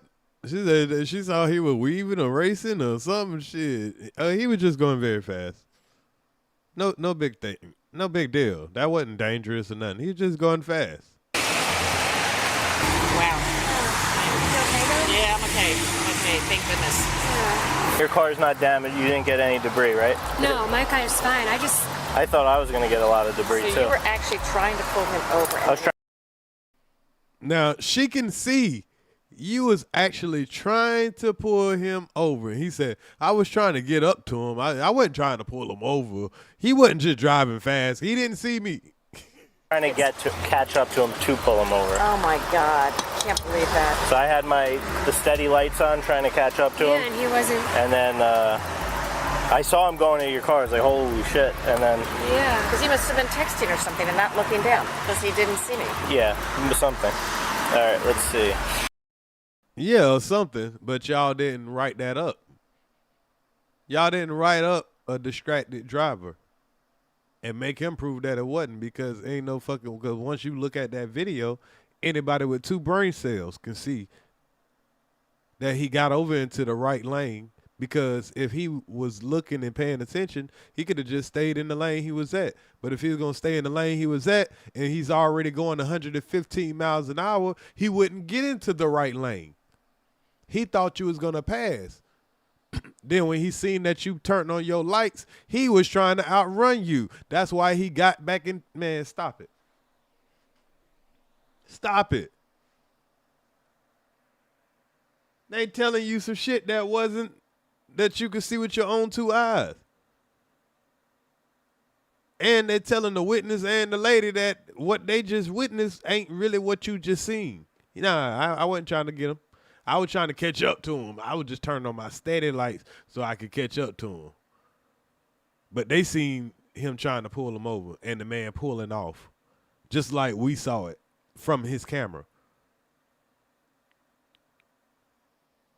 As long as everyone's all right. That's what I always say. I've seen a lot worse on this. I bet. I mean, it could have been a lot worse because when I was trying to control the car and keep it on the side, I'm seeing this hill. I'm like, oh my God. Just start from the beginning. So I was like maybe 2 miles up. I saw this guy like swerving in and out. Yep. And I was like, oh my God. And then all of a sudden I just saw like a huge cloud of smoke. Okay. And I like knew it had to be. And then I saw her. So that tells you he been driving like that for the longest. He been driving like that for the longest. So that's more reckless driving and speeding. She pulled her head over and I just pulled over to see if she was okay. It's basically the So he was weaving in and out. He was literally weaving in and out. It was. What would you estimate his speed at compared to yours? I mean, I was going probably like 65. Yep. He had to have been going 90 something. Okay. Literally in and out of traffic. It was kind of scary. All right. Yep. Yeah. Like, but he was weaving in and out, and I was like, oh my God. And then I saw this cloud of like dust and smoke, and I was like, oh, that's probably. Do you remember the type of car you had? It was like a compact now, I don't know. Compact? Yeah. Motherfucker, you know what the fuck kind of car it was. You trying to act like, oh, she might not have known what car it was. Man, maybe it was a different car. That wasn't the car you saw. It wasn't Mr. McMahon. Yeah, the guy's small. That's the guy. Yeah, right. He's an older gentleman. Crazy? Like 50s or 60s? Maybe more. Wow. Don't you think he's like... No. He was he's a... Going for a joyride. He's an old risk taker. All right, thank you. 2 people here. Good luck with everything. All right. Okay, bye. Thanks for stopping. Vince, Yeah, he's the at-fault driver, how do number you say his 3. name? McMahon? McMahon. Even though it's spelled not... Yeah, it's McMahon. yeah, it's M-A. So he's the owner of the WWE? Yeah, I don't know if he's like, I don't know if he sold part of it but Gee, maybe he's my big. neck hurts after all. Well, you can't do that now. You're on camera. No, I'm kidding. People. No, I'm kidding. Nah, bitch, you thought about it. You shouldn't have said nothing. Stupid motherfucker. God damn. You fucked up the bag. She didn't know who Vince McMahon was, and she just finding out and that he the owner of the WWE. And now she's sitting here talking to the police. That's why you should have set your ass in the car. Damn. Messed up a bag. People do that all the time. Yeah, they do. I've had people do that to me when I, you know, it's like. He's lucky it was I'm you. not that type. Anyway. Is it okay if I park? Just pull right in front of my car, because it's over a bend over there. Yes, all right, he's all right though. Who's this? What's going on? Here to pick up Mr. McMahon. If this is the. Yeah, you gotta you can get off the next exit. Okay. And his assistant's up ahead. Where is he? He's up ahead of that, but you can't stop there. It's not.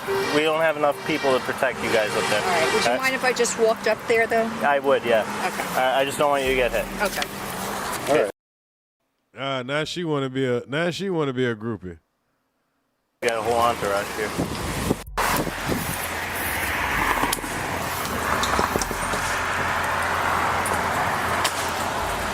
All right. We'll be getting out of here soon. I'll have his assistant take him off exit 41. Yeah. All right, and you can meet him there. Thank you. All right. It's just I don't want something like that to happen and hit you. All right. Thank you. She trying to get her bag, my nigga. God damn. What's your relation to him? Thanks, friend. Friend. All right.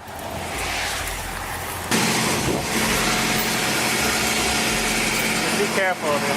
Yeah. Oh my God. Damn, boy, he fucked that motherfucker up.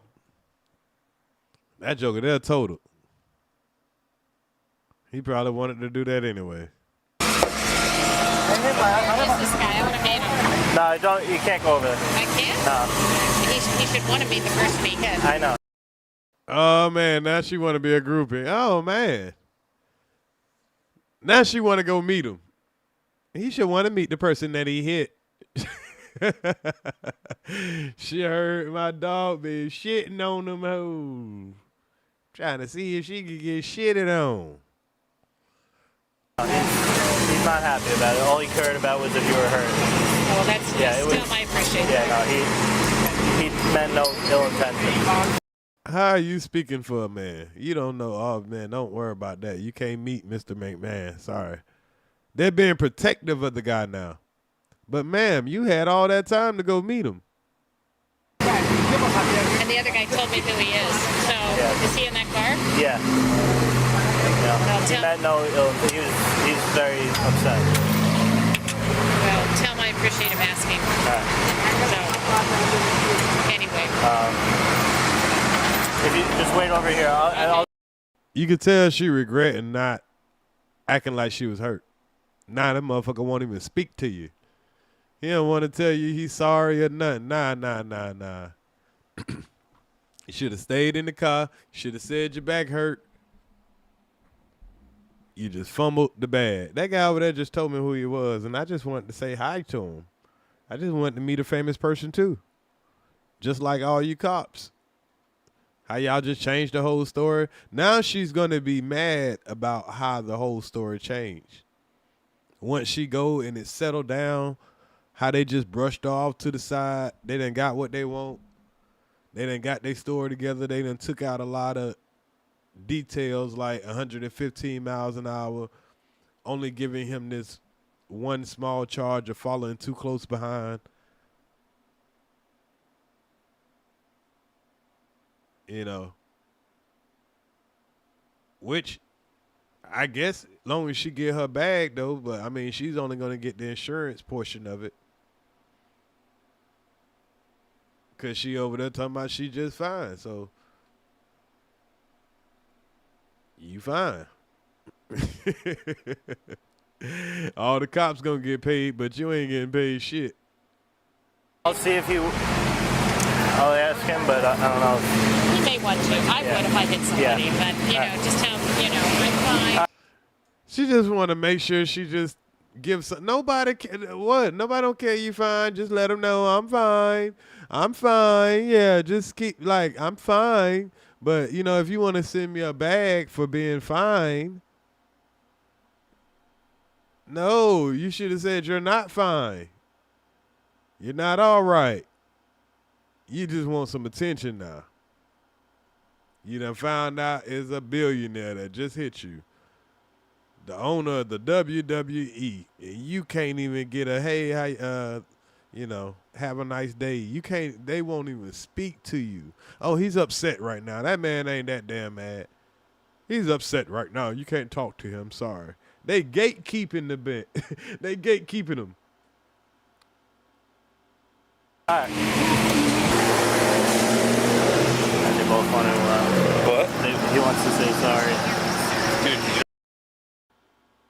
So he had to want to say sorry, but oh girl, this girly ass dude over here trying to gatekeep the man. Nah, you can't go over and see him. You can't go see Mr. McMahon. At least he was wise enough to go, you know, say something. You know, the car over there, that guy did. I guess that came over. One of his, he wearing a WWE shirt, going to work.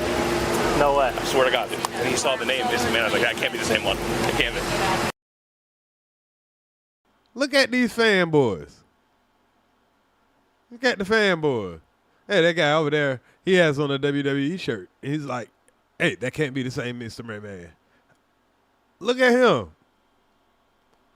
Look at fanboy right here. Oh, man. I guess that came over. One of his, he wearing a WWE shirt, going to work. No way. I swear to God, dude. And he saw the name, this man. I was like, that can't be the same one. It can't be. I was on my way to my granddaughter's special birthday. It's only 1 exit up. Your granddaughter is 1 year old. Don't even remember your monkey ass at this point in time. This is his excuse. Wow, man. This would not be a justifiable reason to anybody that's not fanned out. Nobody will take this as a justifiable reason for you to be driving like that and almost take my damn life. Oh, it's such a precious moment. Your granddaughter's first birthday. She ain't gonna give a fuck if you late or not.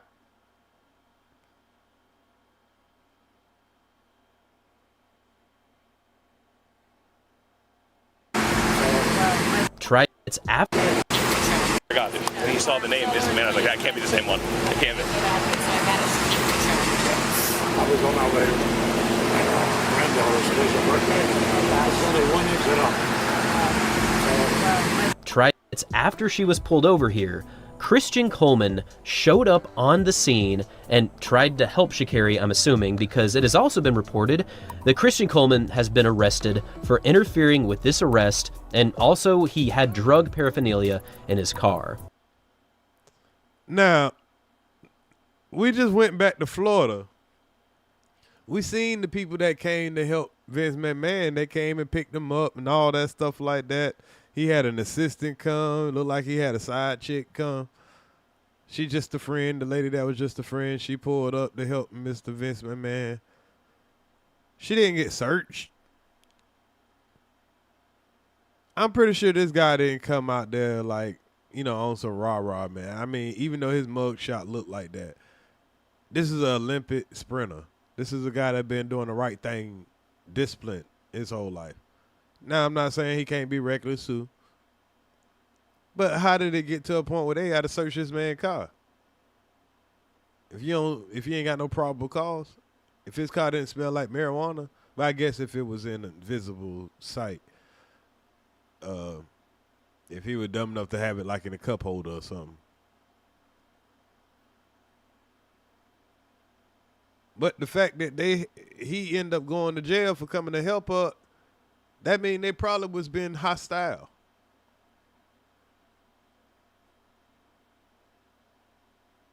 But these folks was fanned out when they, you know, seen Vince McMahon, and I believe they would have did the same thing whether it was Florida or Connecticut.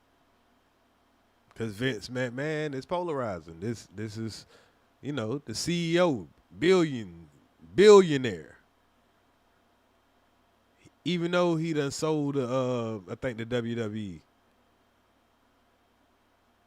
With all the stuff he got going on, all the stuff, he got a lot of P. Diddy type shit going on. But them folks respect theirs. This is obviously not a good look for one of the fastest women of all time and one of the fastest men of all time. It's pretty wild that both of these athletes have a world championship gold medal in the 100 and that they found themselves in such a challenging and difficult situation. This is just weird and not normal, and a lot of people have made the connection that this is really Sha'Carri dragging down Christian Coleman. But I don't think that's exactly the case. Yes, Sha'Carri has had brushes with the law in the past, but this is Christian Coleman's decision. If he chooses to support Sha'Carri through this and try to fight for her to get out of this case, then that's his decision. This is two adults making two adult decisions. And y'all see how they put it out there when they're speaking of these two people, you know, from their situations. Now, Vince McMahon has these shitting on women allegations, pretty much trafficking allegations, abuse allegations, naming his dildos after his wrestlers allegations. We see it on camera where this man is doing this crazy speed and almost take somebody's life. We see her do similar to the same thing, but not, you know, it could have happened, but it didn't happen, just like it could have happened, but it did a little bit happen, but it didn't all the way happen when it come to Vince McMahon. But you see how people cover it. We're going to tell you all the fucked up shit about her and him. Oh, he's dragging her down. She's dragging him down. Oh, how dare she punch on her boyfriend inside the airport, and how dare they speed just like anybody else. And they'll talk about it like this, but then Vince McMahon, I'm the only one talking about how he was shitting on them bitches. I mean, if they want to be shitted on, hell, you know, people will do anything for that mighty dollar. So if that's what gets him off, that's what gets him off if they gonna let him do it. But the accusations of the trafficking and all that stuff, they just don't talk about him the same way they will sit here and go on and on and on about these two. Or anybody of that nature, because like I say, those charges that they were coming at Vince McMahon about, those were equal to the charges that Diddy has just had this notorious trial for. So if we can demonize Diddy and say, hey, you did all that, this and that, but you kind of had Vince McMahon fly under the radar, and for some reason he can't stay off of the radar, just like Sha'Carri can't stay off of the radar. But when you see the similar things that they do, you realize it ain't that big of a deal. When you see Dwight Howard, a woman come out here and say, hey, Dwight all on this coke, he this and that. You're like, ooh, Dwight on coke. Hell, most of the motherfuckers in the neighborhood on coke. So what? You telling me Dwight got the money? Well, we know he do, but damn, you got the whole bag of coke and you outside crying with your nose wide open and you telling us he on coke? If this was just a random person on Facebook saying that, we would be in the comments like, girl, you the one on coke. Even if he wasn't a celebrity, but, you know, as a celebrity, you know, but not saying that this man might not have a whole bunch of flaws, because, hell, yeah, people do have a whole bunch of flaws. And having money is just going to make you explore your flaws without feeling like you have to deal with the consequences. And like I say, there's a difference between rich and wealthy. So there's different rules. There's levels to this shit. And depending on what level you on, you get to get a little bit more leniency in your behavior. That's obvious, right? Get to tell a little bit more lies. Get to be a little bit more devious. Until it's somebody a little bit more powerful than you. Well, a corporation that's a little bit more powerful than you.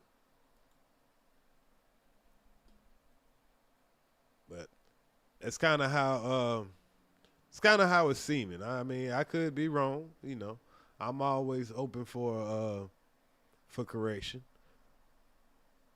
Always open for correction. Now, before I get up out of here, I did say I was gonna kind of look up what the laws are for super speeders.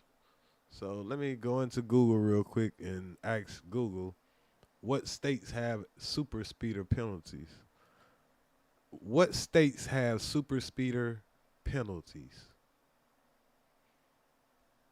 So let me pull it up on the screen so everybody can see.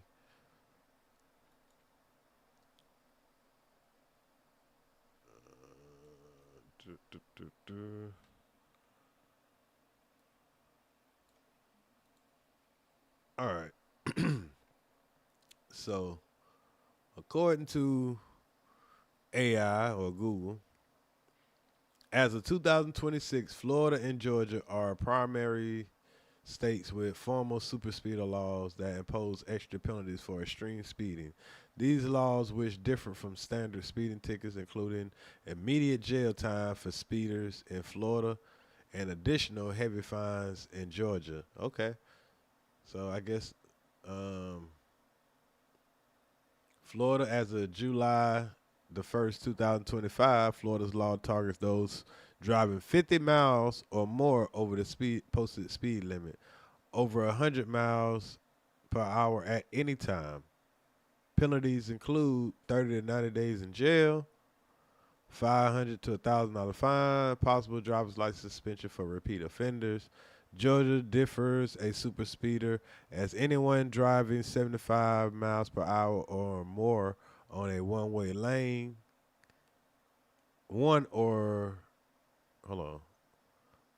75 miles or more on a two-lane road, or 85 miles per hour or more on any road. Wow, I didn't know that.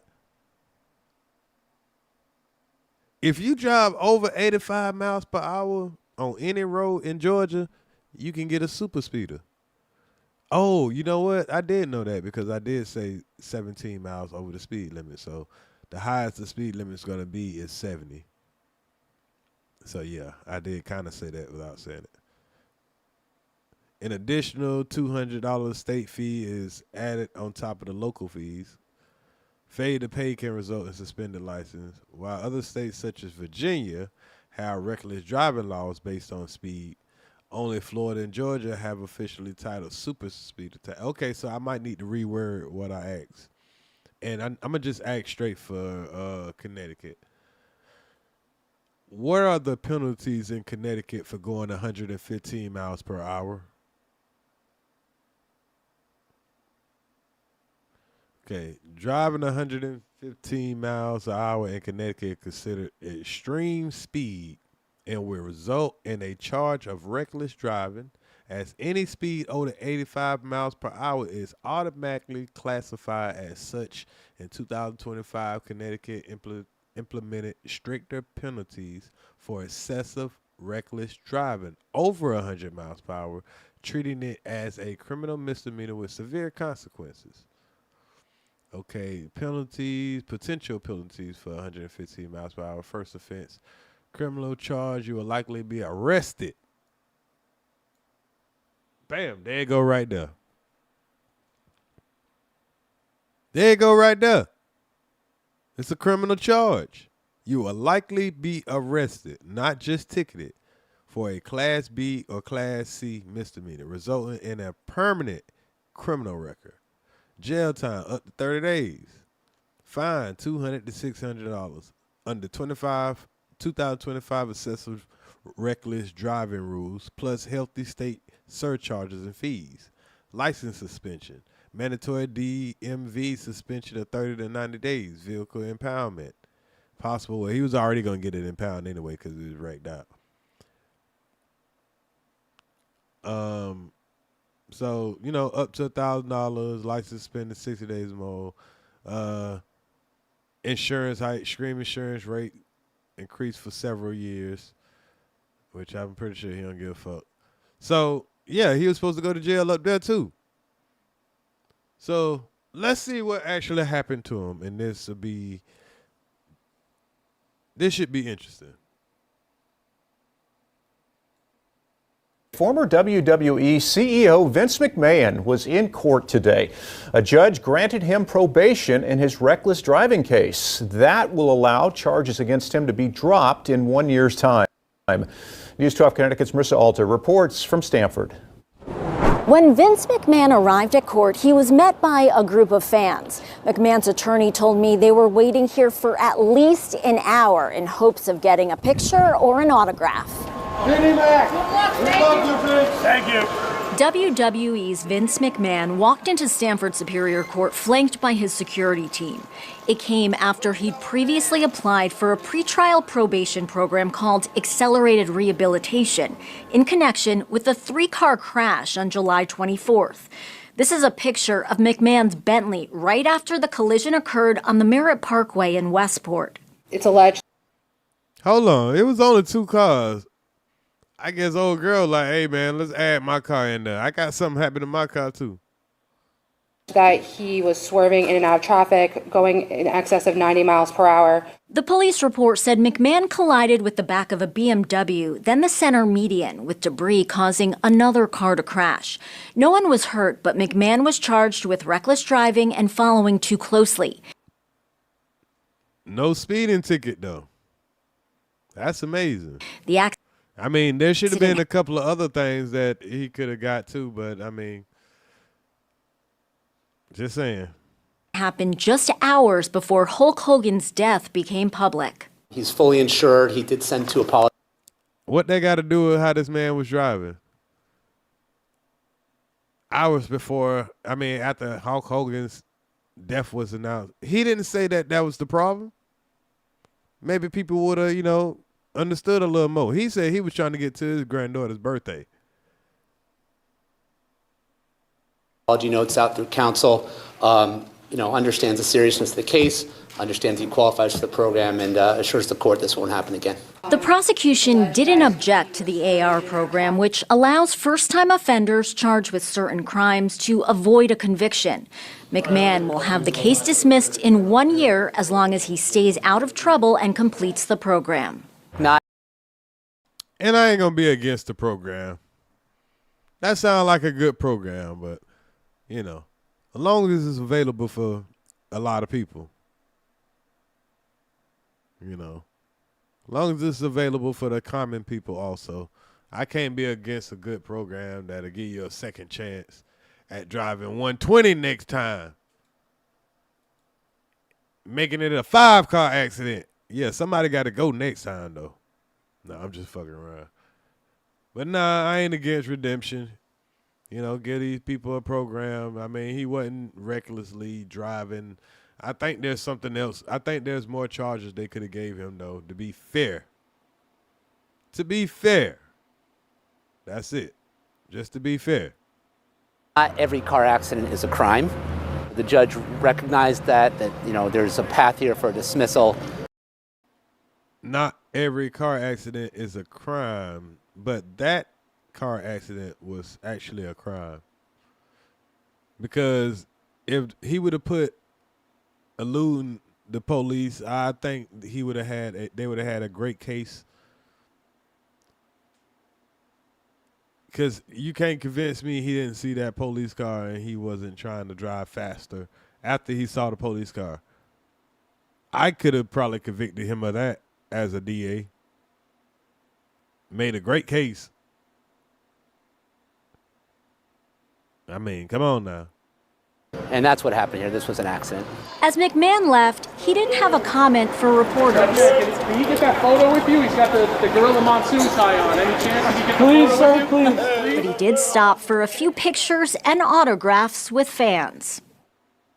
And that's all he got to do, man. Because we love our celebrities. Oh, yes, we do. We do. We love them to death, don't we? We love our celebrities to death. We love them so much. Here, I got one more quick story for y'all. Y'all know how much we love our celebrities.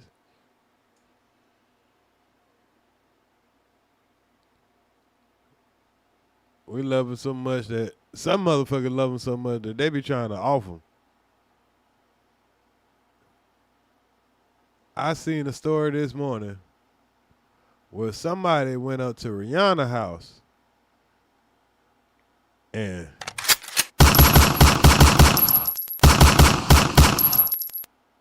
I was like, Rihanna?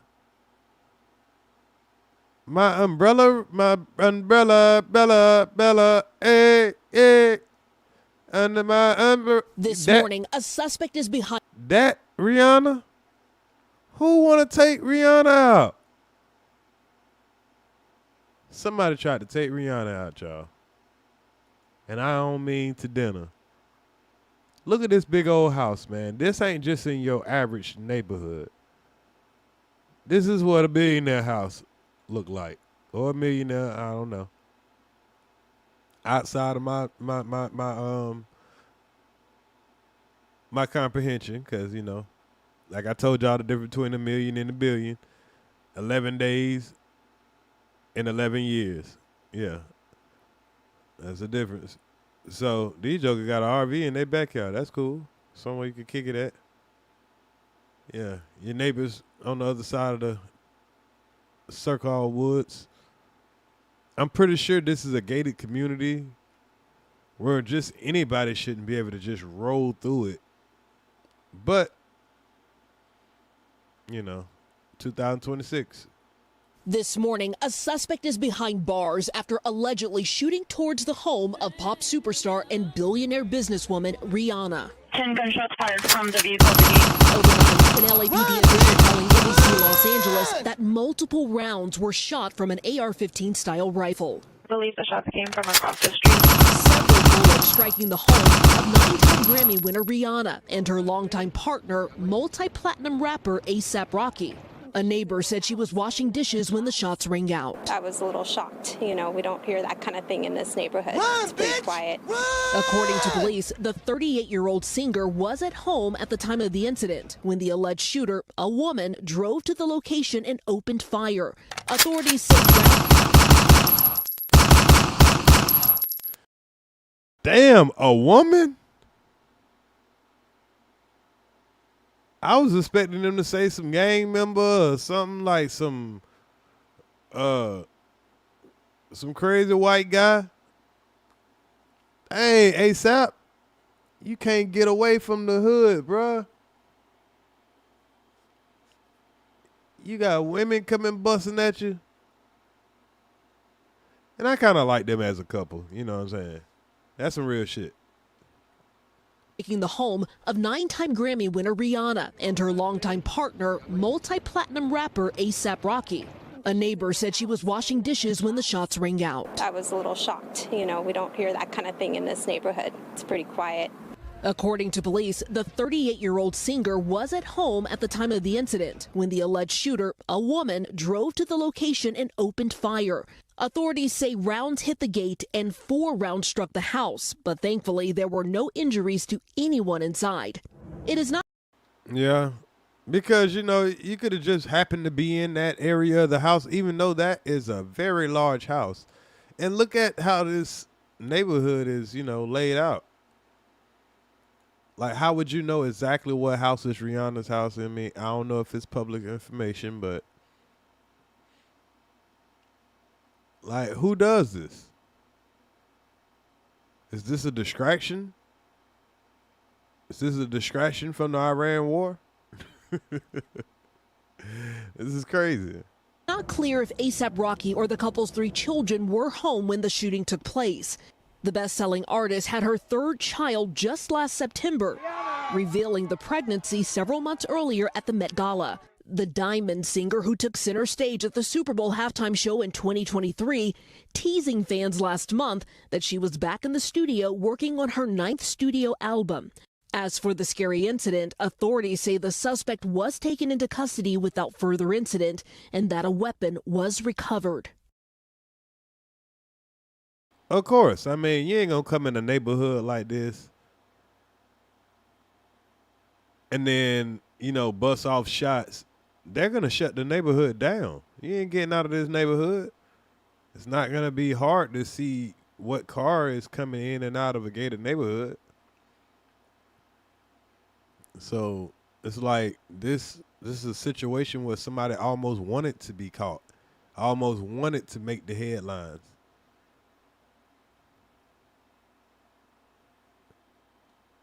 Nobody should have to deal with being, in fear in your own home. That's terrible. Rihanna has not spoken publicly about the attack on her home. We have reached out to reps for both her and ASAP Rocky, but have not heard back.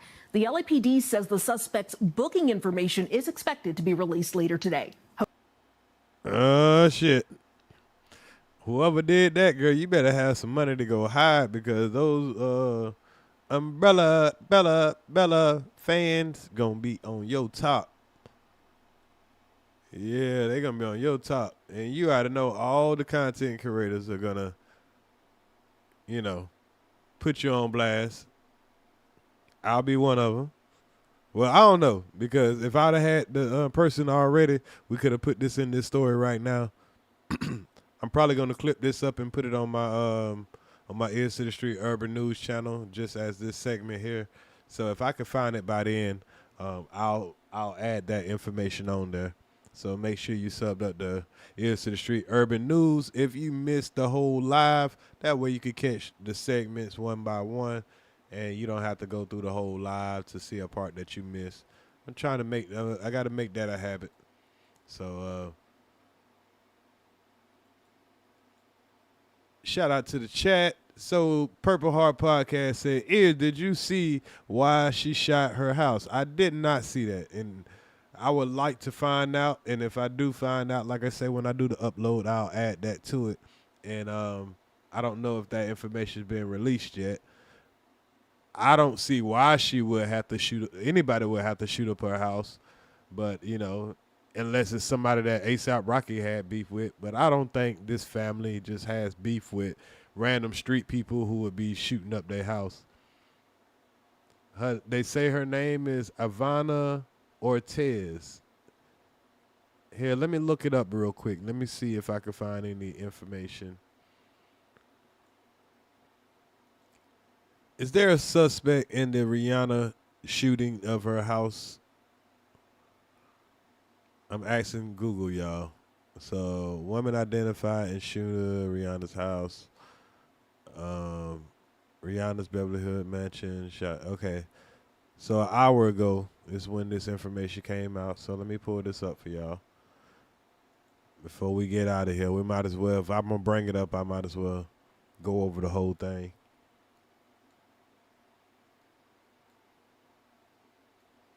Okay. All right, here we go.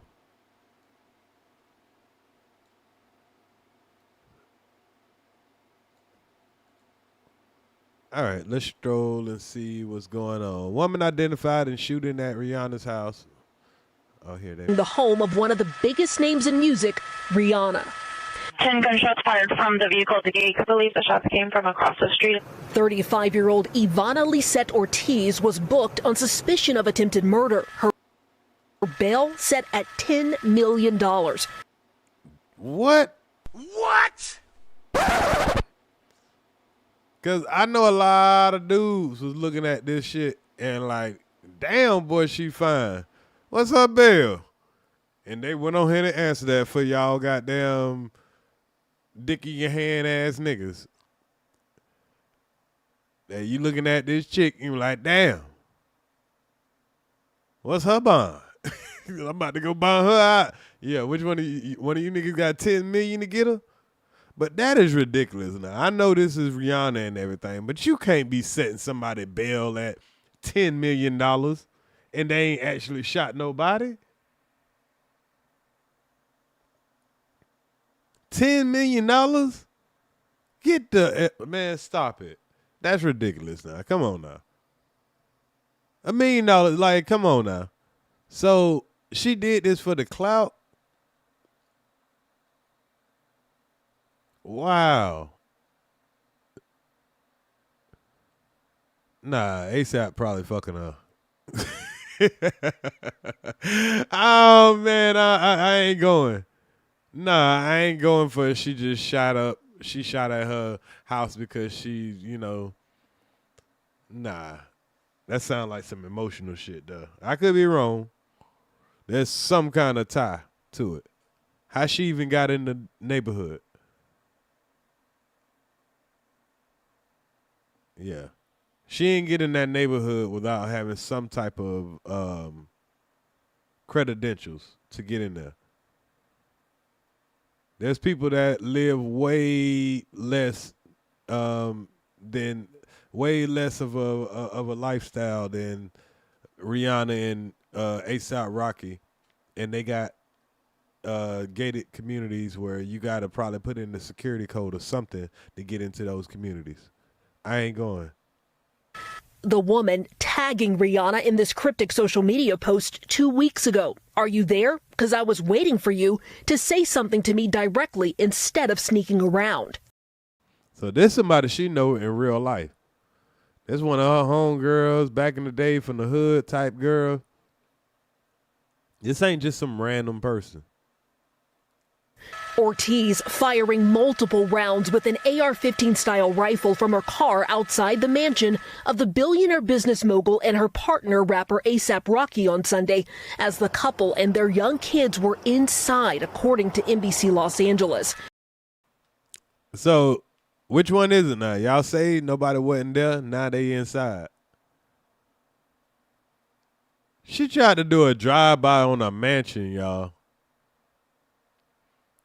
Damn, that's a flex, though. You can't even do a drive-by in my house, nigga, and try to hit me because, it's too much. Nigga, we ain't even know you shot at a part of our house. Can't even get to us. Incredibly, no one was hurt, but neighbors were left rattled. Nobody should have to deal with being, in fear in your own home. That's terrible. The motive for Sunday's shooting in Los Angeles, unclear. The case now goes to the DA, who is expected to file formal charges. Ortiz could make her first court appearance as early as Tuesday. Tom? Hoda? All right, Dana Griffin for us there. Dana, thank you so much. Hey, thanks for watching. And don't forget, you can catch the... So, y'all, that is amazing. That is amazing. Because we just looked at a story where a guy accidentally took the life, according to him, he accidentally, but took the life of his own daughter after an argument about Trump. Don't even get charged. Go home scot-free. And then you just had this, I think this is an ex-friend. It got to be an old friend. This got to be a chick that's fucking A$AP or something. Like I say, it's some kind of way she got in that neighborhood. But $10 million bond. Now, what she did, I ain't justifying it and all that stuff like that, but $10 million, that is crazy. They want to make sure she's staying there. And I bet she didn't think it was going to be that type of party, too. She probably thought she had bond money.